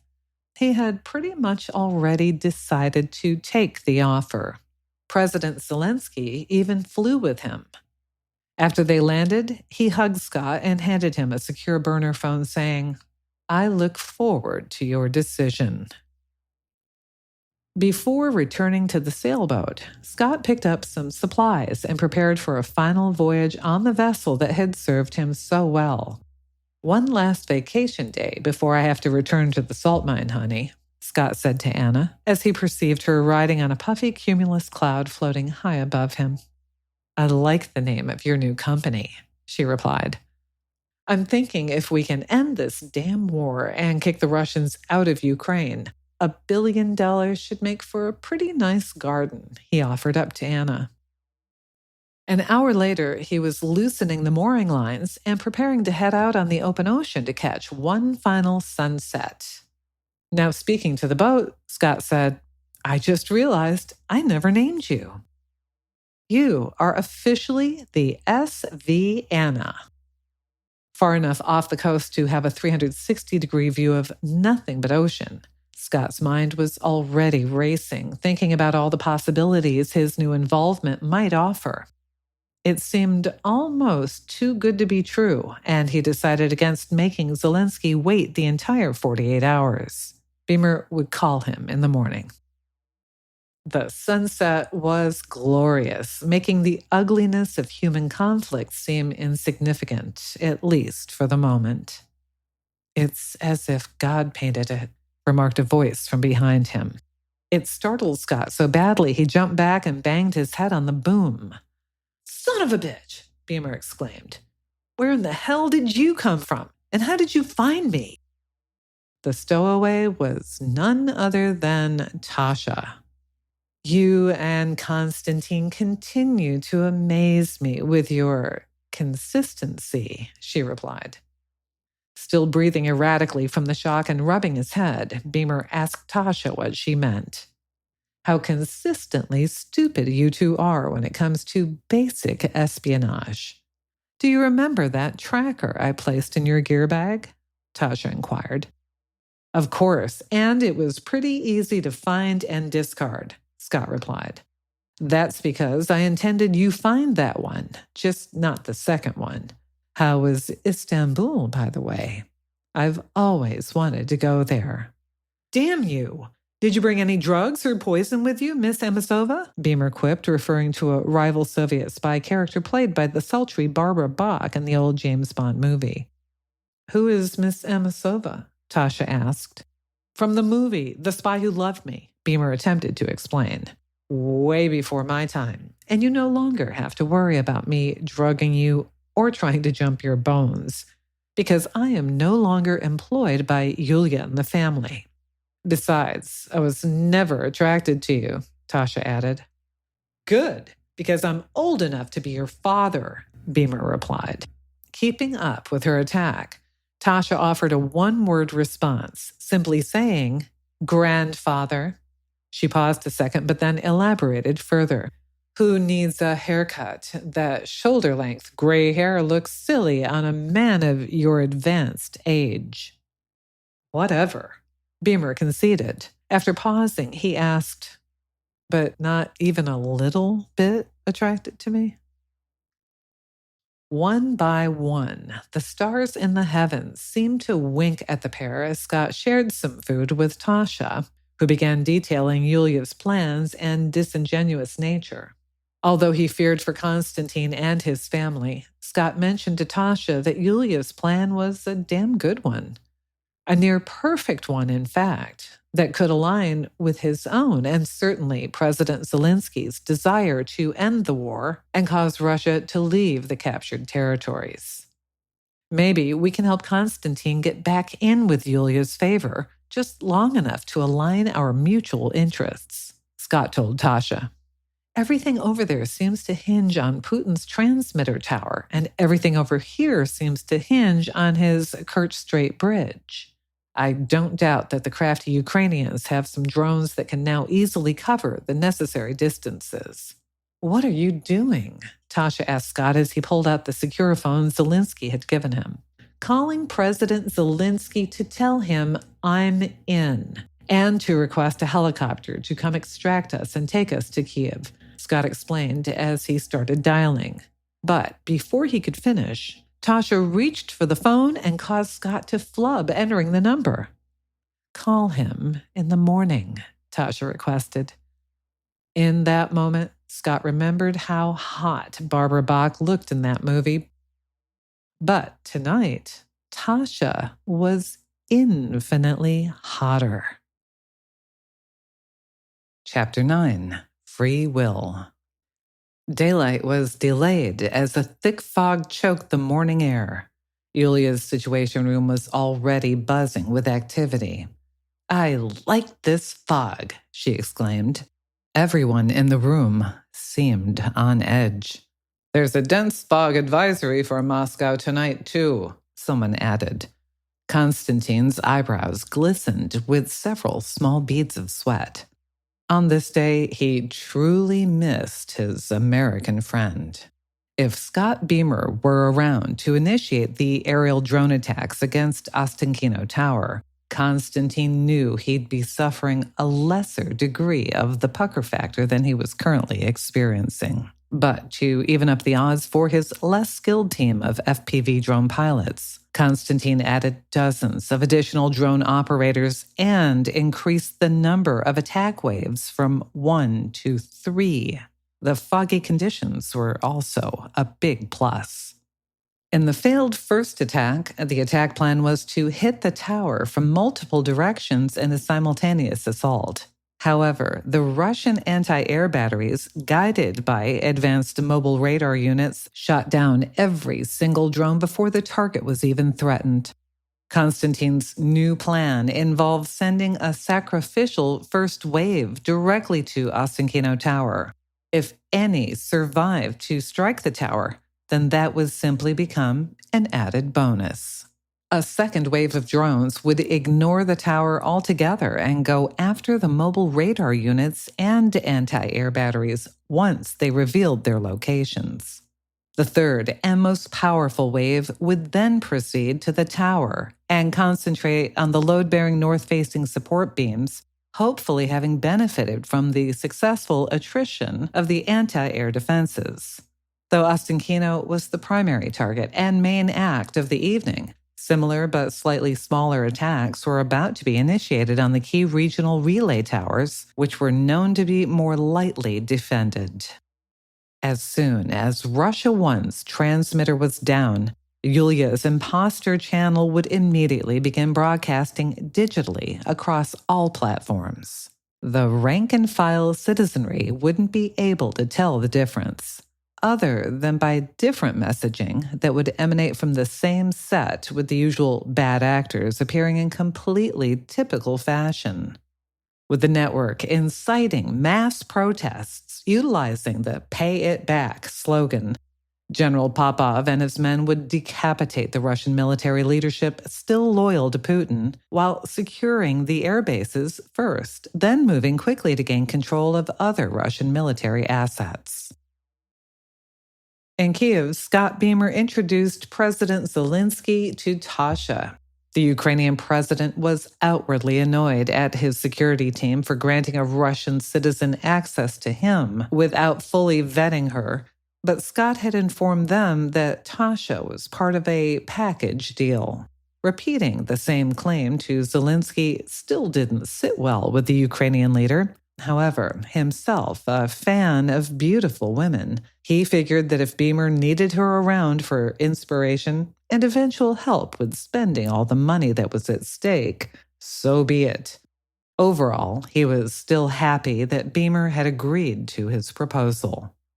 Before I get started planning a formal funeral for your favorite bridge, I have a question as it relates to Anna Industries, Beamer announced to Zelensky. What is it? Asked the president.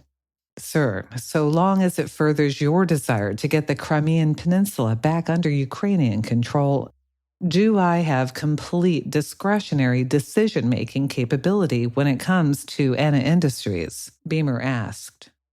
Zelensky paused before answering and then spoke slowly, saying, yes. Beamer continued. And with that discretionary capability, do I have the ability to initiate action in real time without having to wait for approval, so long as the same context applies?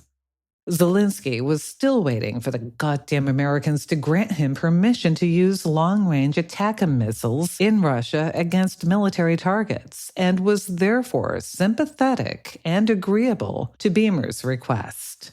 When can you start? Zelensky asked. As soon as Tasha and I secure a couple of apartments in Kyiv, Beamer replied. We have already taken care of that, said Zelensky. Given the lucrative financial stipend and incentive bonus she knew Scott had been offered to run Anna Industries, Tasha logically assumed that the same luxurious housing that she was accustomed to while working with Yulia's movement would be involved. Beamer wasn't concerned about having a posh apartment.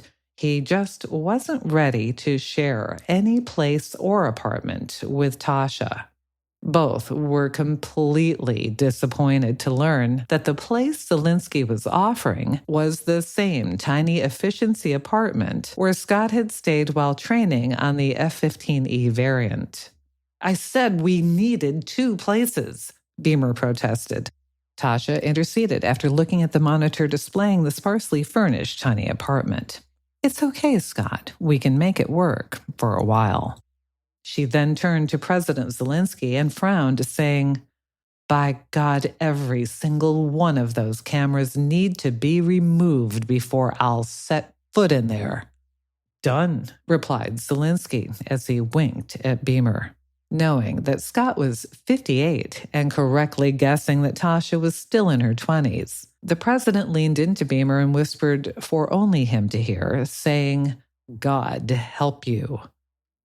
Beamer's aggravation, caused by having to share the shitty quarters with Tasha, gradually diminished, possibly made less problematic after becoming accustomed to the cramped quarters of the SV Anna.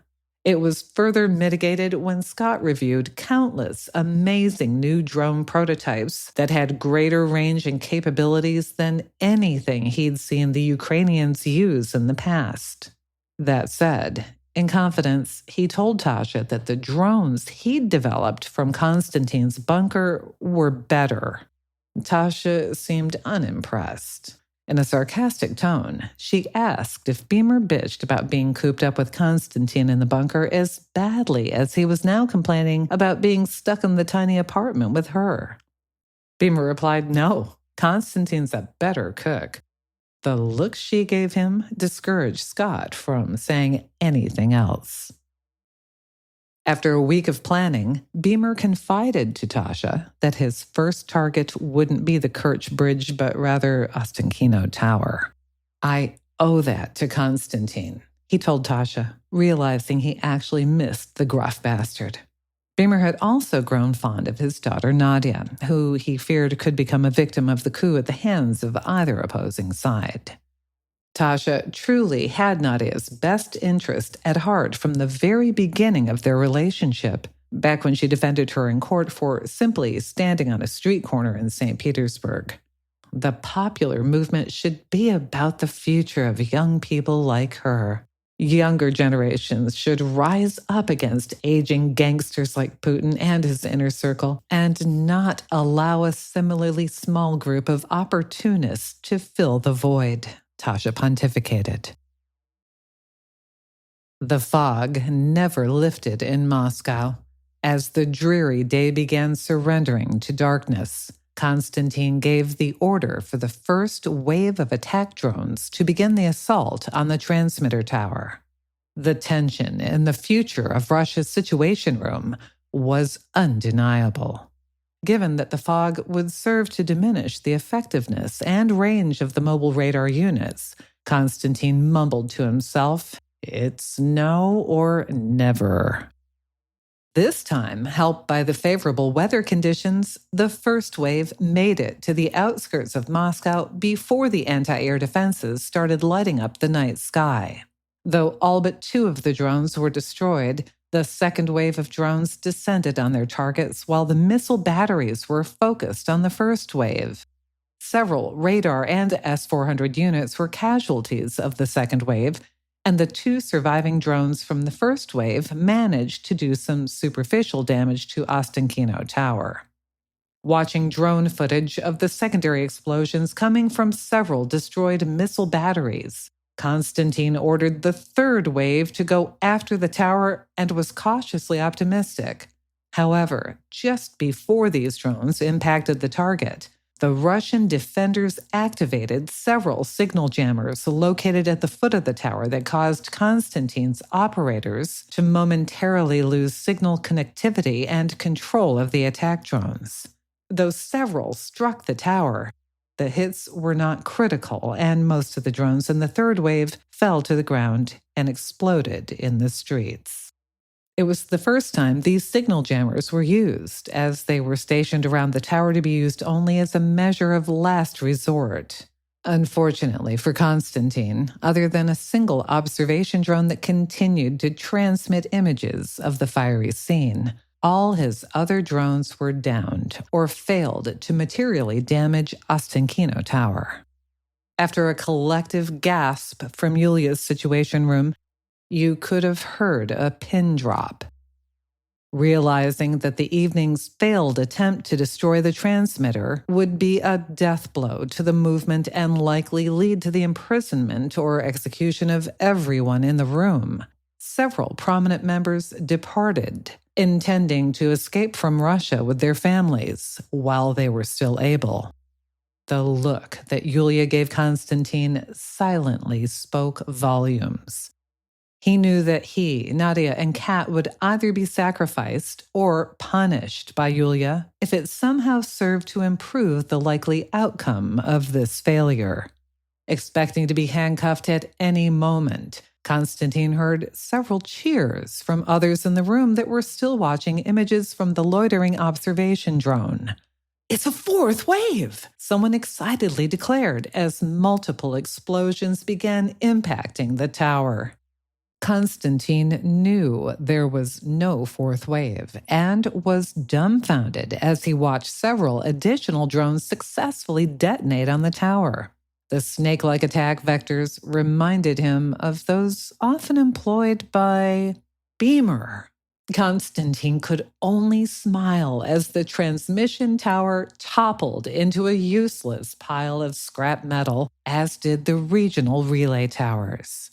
Looking back toward a now smiling Yulia, Konstantin yelled at her, saying, "What are you waiting for? Get off your ass, Yulia. I did my job. Now do yours." Across all of Russia, anchor Olga Skabieva began the nightly broadcast as usual. But this time, her opening remarks were slightly different. "Ladies and gentlemen, I have a confession to make," Skabieva began. "I've been lying to you." We've all been lying to you." 15 minutes later, hundreds of thousands of people watching from their dilapidated tenement buildings began muttering the same phrase, "Pay it back." The number of people chanting the phrase would grow infinitely over the coming days as the news marathon continued nonstop without interruption. After receiving reports that Ukrainian drones had attacked a non-military target in Moscow, President Zelensky was livid. Bursting into the control room where Beamer was seated, he sternly exclaimed, "You sure took that green light I gave you to a whole new level. Those drones should have been used on Russian military targets." Without looking up, Beamer calmly replied, "Pull up a chair, Mr. President." Scott then inputted something into his laptop, and all the monitor screens in the room simultaneously switched from Moscow to Crimea and the Kerch Bridge. The bridge was essential for the resupply of the Russian-occupied peninsula and included 2 rail lines and 4 vehicular lanes. Never taking his eyes off his laptop, Beamer continued, speaking in a subdued monotone. "You're about to witness hell coming to breakfast in Crimea." As Zelensky watched, a long westbound train was crossing the bridge. Suddenly, there was a series of explosions which caused the train to plummet into the sea. As if a volcano was erupting, the night sky then became as bright as day for a solid hour. When the attack concluded, several parts of the bridge were completely missing, causing its still intact sections to look like stepping stones in the satellite imagery that captured the aftermath from space. "How did you do it?" Zelensky asked, still not believing his eyes, as the entire room was cheering. "I pre-programmed each drone's individual attack vector. 200 drones were completely autonomous and were therefore immune to signal jamming." As Scott stood, Zelensky nearly knocked him off his feet with a bear hug that more resembled a linebacker tackling an opposing quarterback in an American football game. As if the play resulted in his team winning the Super Bowl, Zelensky then joined the jubilant celebration in the room, which now involved champagne bottles being shaken and opened, causing the beverage to spew into the air and onto sensitive equipment. Beamer didn't scold anyone. He knew there would be plenty of money to replace anything permanently damaged. In the span of just 2 hours, the mood at the Kremlin changed from arrogant confidence that despite some setbacks in the war with Ukraine, everything was going according to plan, to sheer terror. Aides and staff ran back and forth with reports and updates about simultaneous attacks in Crimea, Moscow, and several oblasts, and details were confusing and contradictory. Apparently, a coup had also occurred within the state-run propaganda news channel. And although it wasn't reporting details about the attacks, it was spreading misinformation that was intended to incite unrest. Multiple attempts to communicate with the network and even override its broadcasts had all failed. The scene was eerily similar to the final days of Nazi Germany, when Hitler's staff was holed up deep inside the Reich Chancellery, waiting for the Führer to enter the room to wave a magical wand and make everything okay again. As the evening progressed, across Russia, in the more remote cities and villages, small and subdued groups of people started gathering in public places, talking quietly amongst themselves. Most stayed into the night and came back during the morning of the next day. As the crowds grew, so did the energy surrounding them. And of all the adverse reports that were being filtered and then delivered to Russian President Vladimir Vladimirovich Putin, these concerned him the most. Soon, his innermost staff members were unable to communicate with him and were unsure of his whereabouts. In Putin's hometown of St. Petersburg, The inquisitive and still well-behaved crowds were seemingly more interested in having an excuse not to report to work than in making a public statement. Though the Russian FSB and local police were evident, they largely stood apart from the growing crowds and simply observed. However, a dozen well-armed Russian soldiers began forming a protective barrier around the iconic bronze horseman monument of Peter the Great. Though the statue preceded the birth of the Soviet Union, for centuries there existed a popular legend that so long as the statue stands in St. Petersburg, the city cannot be defeated by enemy forces. Flooding the airwaves, the future of Russia's misinformation campaign was well underway. Yulia and her followers were closely monitoring the Russian population's reaction to the seeds of dissension being sown. As Nadia watched from Yulia's Situation Room, she sensed that Yulia was disappointed that the protests were not growing quickly enough. Even the catchy slogan didn't seem to resonate with many people. Konstantin also sensed a growing concern not just with Yulia, but affecting most everyone in the room. After receiving Nadia's covert warning several days earlier, Konstantin devised an escape plan for Kat, Nadia, and him that involved support from several handpicked fellow members of the 76th. Vehicles were pre-positioned to allow the Efremovs to reach temporary safe houses along a predetermined escape route that ultimately would take them to Lithuania. Still, he hoped they wouldn't need to implement the plan. Dressed in civilian clothing, General Popov arrived in Moscow and was similarly concerned that the city seemed to be functioning normally. He came to the capital incognito to meet up with elements of his reconstituted Combined Arms Army in order to arrest the Minister of Defense, along with Generals Shoigu and Gerasimov and other Putin loyalists in the upper echelons of the Russian military. Success or failure would be largely dependent on proper timing, and for the time being, General Popov ordered his team to stand down. He was unaware that Yulia had a secret plan to accelerate the unrest. In St. Petersburg, 40 years earlier, a fifth grader named Konstantin Efremov skipped school with 3 other boys his age. Convinced they had outsmarted their parents and teachers, the boys were feeling invulnerable. As they walked aimlessly through several neighborhoods near the school, they vandalized flower gardens and urinated on parked cars. Looking up into a tree near the street, one of the boys picked up a rock and pitched it up into the canopy. "What are you doing?" Konstantin asked the boy as he picked up another rock and prepared to launch it in the same direction. "You don't see it?" the boy replied. Picking up his own rock, a third boy declared, "I do, and I bet I can hit it before you can." Konstantin eventually realized that the boys were trying to hit a huge hornet's nest that was suspended from a tree limb. "Guys, that's a hornet's nest. Are you nuts?" Konstantin asked. "There are no bees buzzing around it, so it must be an old nest," a fourth boy theorized as he looked for a rock to throw.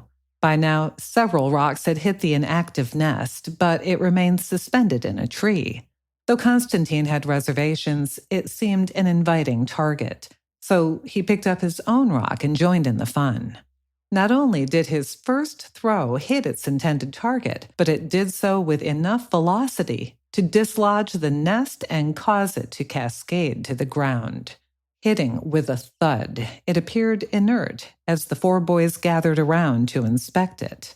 Though they were fairly sure the nest no longer contained any hornets, one boy picked up a stick to cautiously probe it. As Konstantin and the 2 others watched from a safer distance, the probe garnered no immediate reaction. Roughly the size of a soccer ball, the nest was huge. Dropping the stick and backing up to get a running start, the first boy kicked it as hard as he could toward Konstantin and the other boys, opening the gates of hell. Such was the situation in modern-day St. Petersburg. Chapter 10. The Kiss of Iscariot. What was meant to be a raging inferno sweeping across the entirety of Russia seemed to be nothing more than a few scattered embers that glowed but didn't produce sufficient heat. As the leader of the dissident movement, Yulia asked Konstantin to join her in a secure office. Though it was Beamer's work and not his that had achieved the desired destruction of Ostankino Tower, Konstantin didn't try to dispel the notion that the fourth wave was a part of his plan of attack from the get-go. He didn't think Yulia bought it and was slightly apprehensive about the private meeting. Especially given his distrust of her, he had every right to be apprehensive. "I need you in St. Petersburg by noon tomorrow," Yulia demanded. "May I ask why?" he inquired. Without hesitation, Yulia coldly replied, "I need you to kill some people." "Excuse me? What? Who?" Konstantin stammered. "Protesters, several dozen of them. I have a team in place waiting for you. It needs to look like it's the regular Russian army," she explained.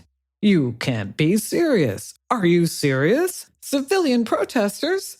Konstantin objected. "As your American friend Major Beamer might say, there is a price we must pay for freedom. The protesters will become martyrs," Yulia reasoned. Konstantin continued to object. "Find a better way. I don't want any part of this." Glaring back at him, Yulia shouted, "We don't have much time left. We need to act tomorrow." Konstantin shook his head, but before he could say anything further, Yulia turned on a monitor that displayed Kat and Nadia conversing in the kitchen of their suite in the safe house. The image made Konstantin's heart jump into his throat. "Do I even need to say anything further?" While she spoke, 3 armed guards entered the room. As they took up positions beside and behind Konstantin, Yulia continued, "You are welcome to decline my request, but if you are not in St. Petersburg by noon tomorrow, we will have to ask your wife and daughter to check out of their current suite in order to join Miss Skabyeva in slightly less comfortable accommodations.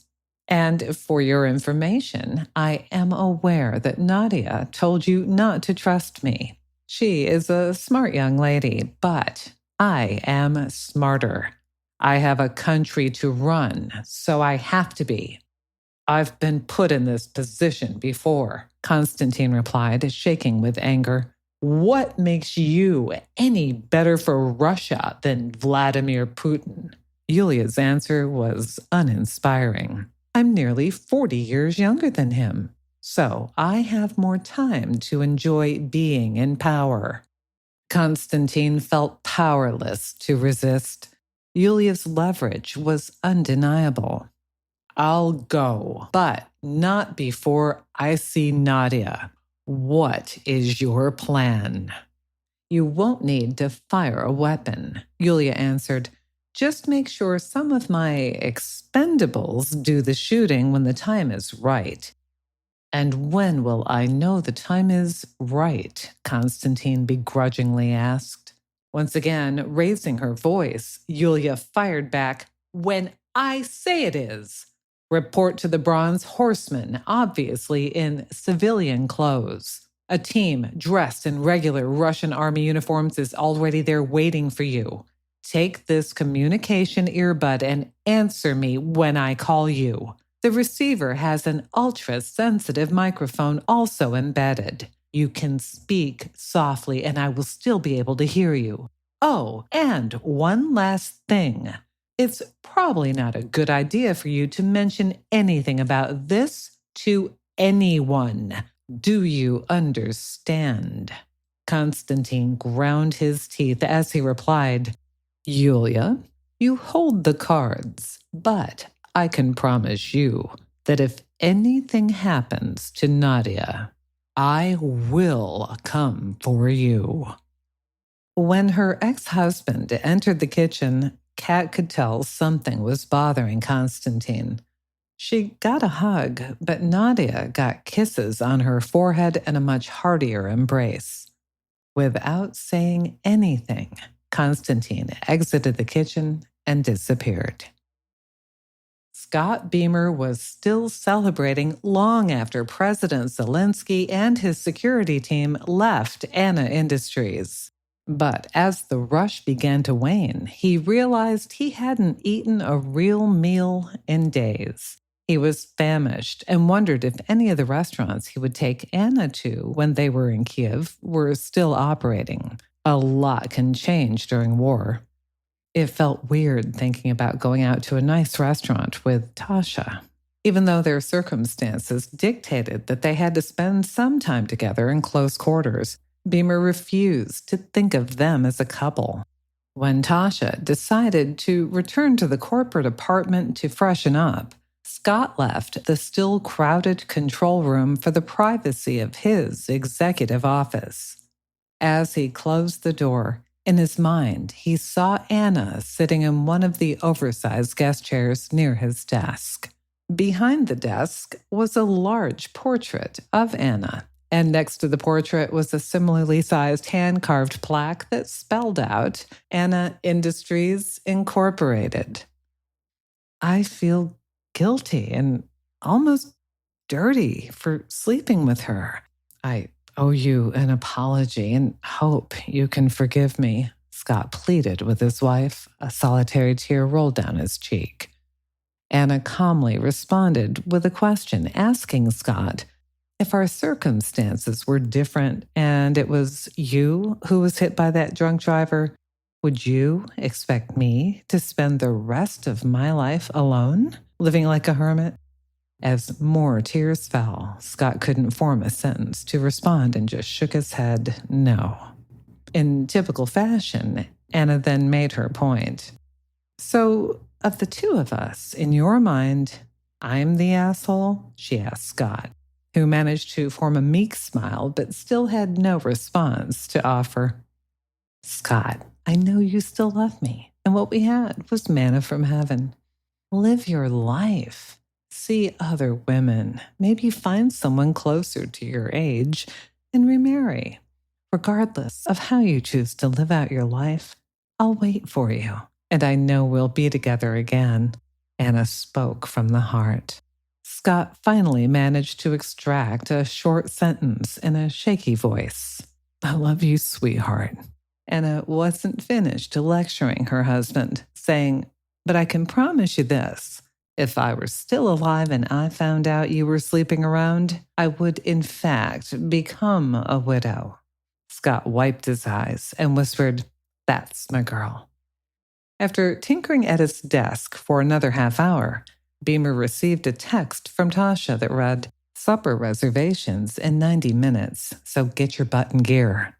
As he entered the apartment, Tasha was once again dressed to the nines, although this time more conservatively and in a dress that almost touched her knees. Scott complimented Tasha, You look great.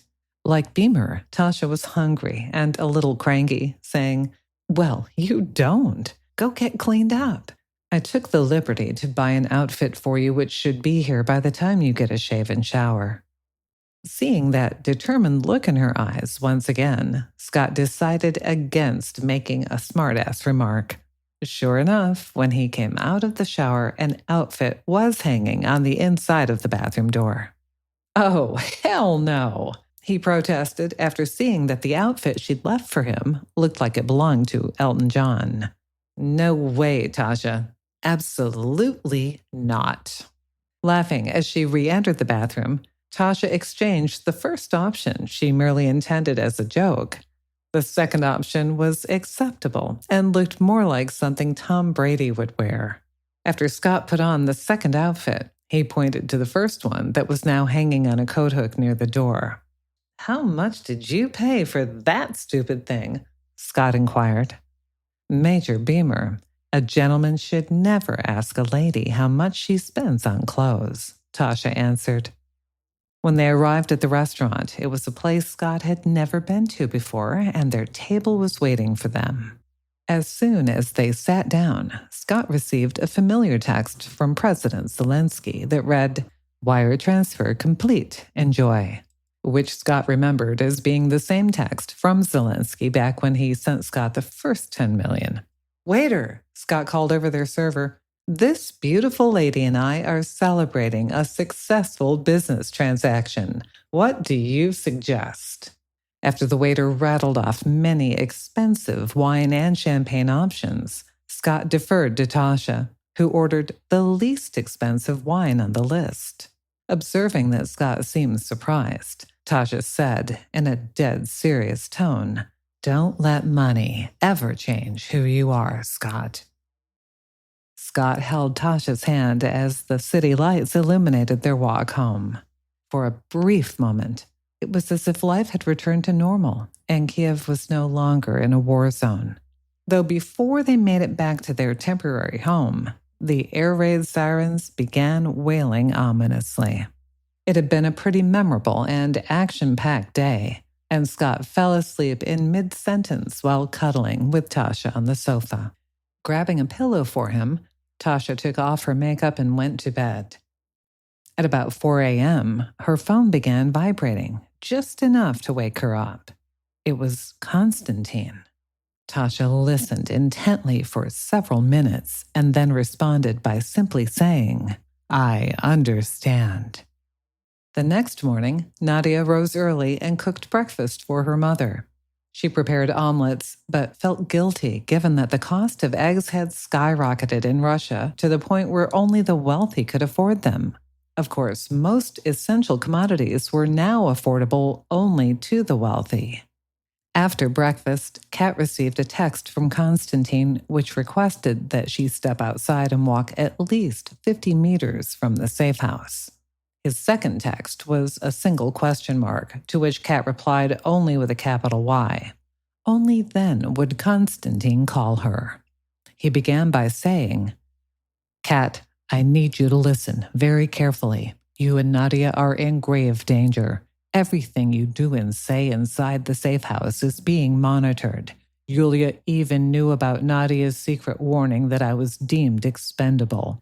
You can't stay, and you can't leave by car because Yulia has set up checkpoints along the road into and out of the safe house. When you go back inside, you and Nadia should change into some jogging sweats and go for a run. There's a sharp bend in the road about 1 kilometer from the house that is a blind spot for anybody watching from either the house or the checkpoint. Nadia's fitness watch has a compass option. As soon as you get to the middle of the bend in the road, make a dash for the woods and proceed due east for about 5 kilometers until you hit the next paved road. There will be a car waiting for you there with keys that have been left for you at the base of a stump you can see from the car. There's money and new identity papers for both of you in the trunk. Don't stop or talk to anybody until you get to the church where we were married. I'll meet you there. But if I haven't shown up by tomorrow night, then you and Nadia have to get out of Russia." Kat knew Konstantin well enough to know that their circumstances were dire. "Konstantin?" she asked as soon as he finished talking. "Yes," he replied. "I still love you." Back in Moscow, though the Russian president had apparently withdrawn to his bunker, the powder keg of public dissent that seemed ready to blow a day earlier seemed less of a threat. People were certainly pissed off to learn about the massive corruption systematically undertaken by senior military and governing officials, but they apparently felt powerless to do anything about it. Yulia knew time was running out for her Freedom of Russia movement. Tasha let Scott sleep for about an hour after she received Konstantin's call. She woke him by shaking him out of a deep slumber. When he opened his eyes, Tasha let him know that Konstantin needed their help. It was urgent. It was hard for Scott to believe that Yulia Navalny, who was held in such high regard in the West and was nearly worshipped by progressive younger Russians, could devise a scheme as heinous as what he was now hearing. Though he now trusted Tasha and didn't doubt her story, Scott asked her to call Konstantin back in order to hear the news directly from the source. At first, Konstantin didn't answer, though before Tasha tried him a second time, he called her back. "Scott's here. I'm going to put you on the speaker so he can hear you," Tasha informed Konstantin. "That's some serious shit, Konstantin. Are you positive?" Beamer asked. "She intends to take a page right out of Putin's playbook. It's a classic false flag operation," Konstantin explained. "Let me ask a question," Scott interceded. "Don't you want to see Putin toppled?" "Of course I do, but not like this, not killing innocent civilians to trigger protests. Hell, Yulia's no different than Putin, so why should we let innocent people die just to help a new boss that will be the same as the old boss?" Konstantin argued. "I hear you, and I'm in," Beamer replied. "See you in the next life, you Cossack bastard." Seeing Tasha's raised eyebrow, Beamer explained it was an inside joke. Once Konstantin got to St. Petersburg, he took a call from Yulia, who urged him to hurry. She was on the verge of panicking because life in Russia seemed to be settling down despite her station's efforts to stir up dissent. Yulia was beginning to believe that Putin's Russia might be too far gone to care about anything, so it seemed quite possible that the bunker grandpa, also known as Vladimir Putin, might simply ride out the storm by hiding in his bunker until the coast was clear. As Konstantin arrived at the statue of Peter the Great, Beamer sent him a text asking for 10 more minutes. Yulia also called Konstantin, commanding him to execute the order, but he stalled her. When she called back, she demanded that Konstantin immediately give the order to shoot the peaceful protesters, whose ranks had dwindled to under 100 in the vicinity of the statue, down from several hundred the day before. Suddenly, Konstantin could hear explosions in his earbud, explosions that signaled Beamer's drones were attacking the Freedom of Russia compound. Though most of it was underground, Beamer exploited every vent portal and ingress point and soon destroyed several wings of the facility. Though a blast near Yulia knocked her to the floor, she suffered only a few cuts and immediately returned to her feet. One of Beamer's drones took out the facility's power generator, which caused momentary darkness for a few seconds before the emergency lighting system came on. The loss of power served to render all the door locks to the compound useless, including the cell where a half-crazed Olga Skabyeva had been held for several weeks, wearing the same clothes and merely provided with food, water, and a chamber pot. As Yulia ran through the maze of tunnels to escape the blasts, she rounded a corner and came face to face with Skabyeva. Long before Operation Pay It Back had begun, the two women were mortal enemies. The scab now looked more like a decomposing zombie queen foaming at the mouth. Immediately recognizing Yulia, she snarled, "You!" Given her intense hatred for Putin's Iron Doll, Yulia snarled back as the two faced off. Before blows could be exchanged, yet another of Beamer's drones exploded nearby, knocking both women unconscious. Realizing that his American friend had once again executed an aerial drone attack with unparalleled perfection, Konstantin ordered Yulia's soldiers to stand down. Unaware that a massacre in St. Petersburg had been ever so narrowly avoided, an elderly pensioner in the crowd muttered, "Pay it back," though it was barely audible. A younger woman standing nearby overheard her and echoed the same words, only slightly louder. Within 30 minutes, a crowd 500,000 strong had spilled out onto the streets around the monument to Peter the Great, chanting the same refrain. Apparently, the legend was true. The city of St. Petersburg could never be defeated by an enemy if the statue was still standing. In Rostov-on-Don, the same chant reverberated. So did it also in Volgograd and Sochi and in every oblast and rural settlement in between. In Moscow, the crowd was so large and so loud that while cowering deep within his bunker, Putin could feel the ground shake and make out what sounded like a repetitive phrase of 3 words: "Pay it back. Pay it back." Seeing the unrest reach a fevered pitch, Konstantin was concerned that Nadia and Kat might not be able to navigate the crowds and reach the church where he was to meet them. However, when he opened the heavy, oversized doors that led to the sanctuary, he was immediately relieved to see them. Both were praying and acted almost as if Konstantin was an unwanted distraction. Giving them a minute, he asked Nadia to move into the pew so he could have some room to sit with them. "What are you praying for?" Both replied in unison, "A democratic and free Russia." Rather than flee to Lithuania, as previously planned, the Efremov family returned to their home in St. Petersburg. Nadia planned to get into politics. About the author. Not much is known about Sir Carlton Lawrence, other than it is rumored that he was born in Bermuda and now lives somewhere in the sparsely populated Lake District located in northwestern England. He seems to spend several months of the year living alone in a modest villa in the Cumbrian Mountains, where occasionally he can be seen fishing or walking his dogs. Whether or not he is truly a recluse, he seems to value his privacy and routinely declines interview requests.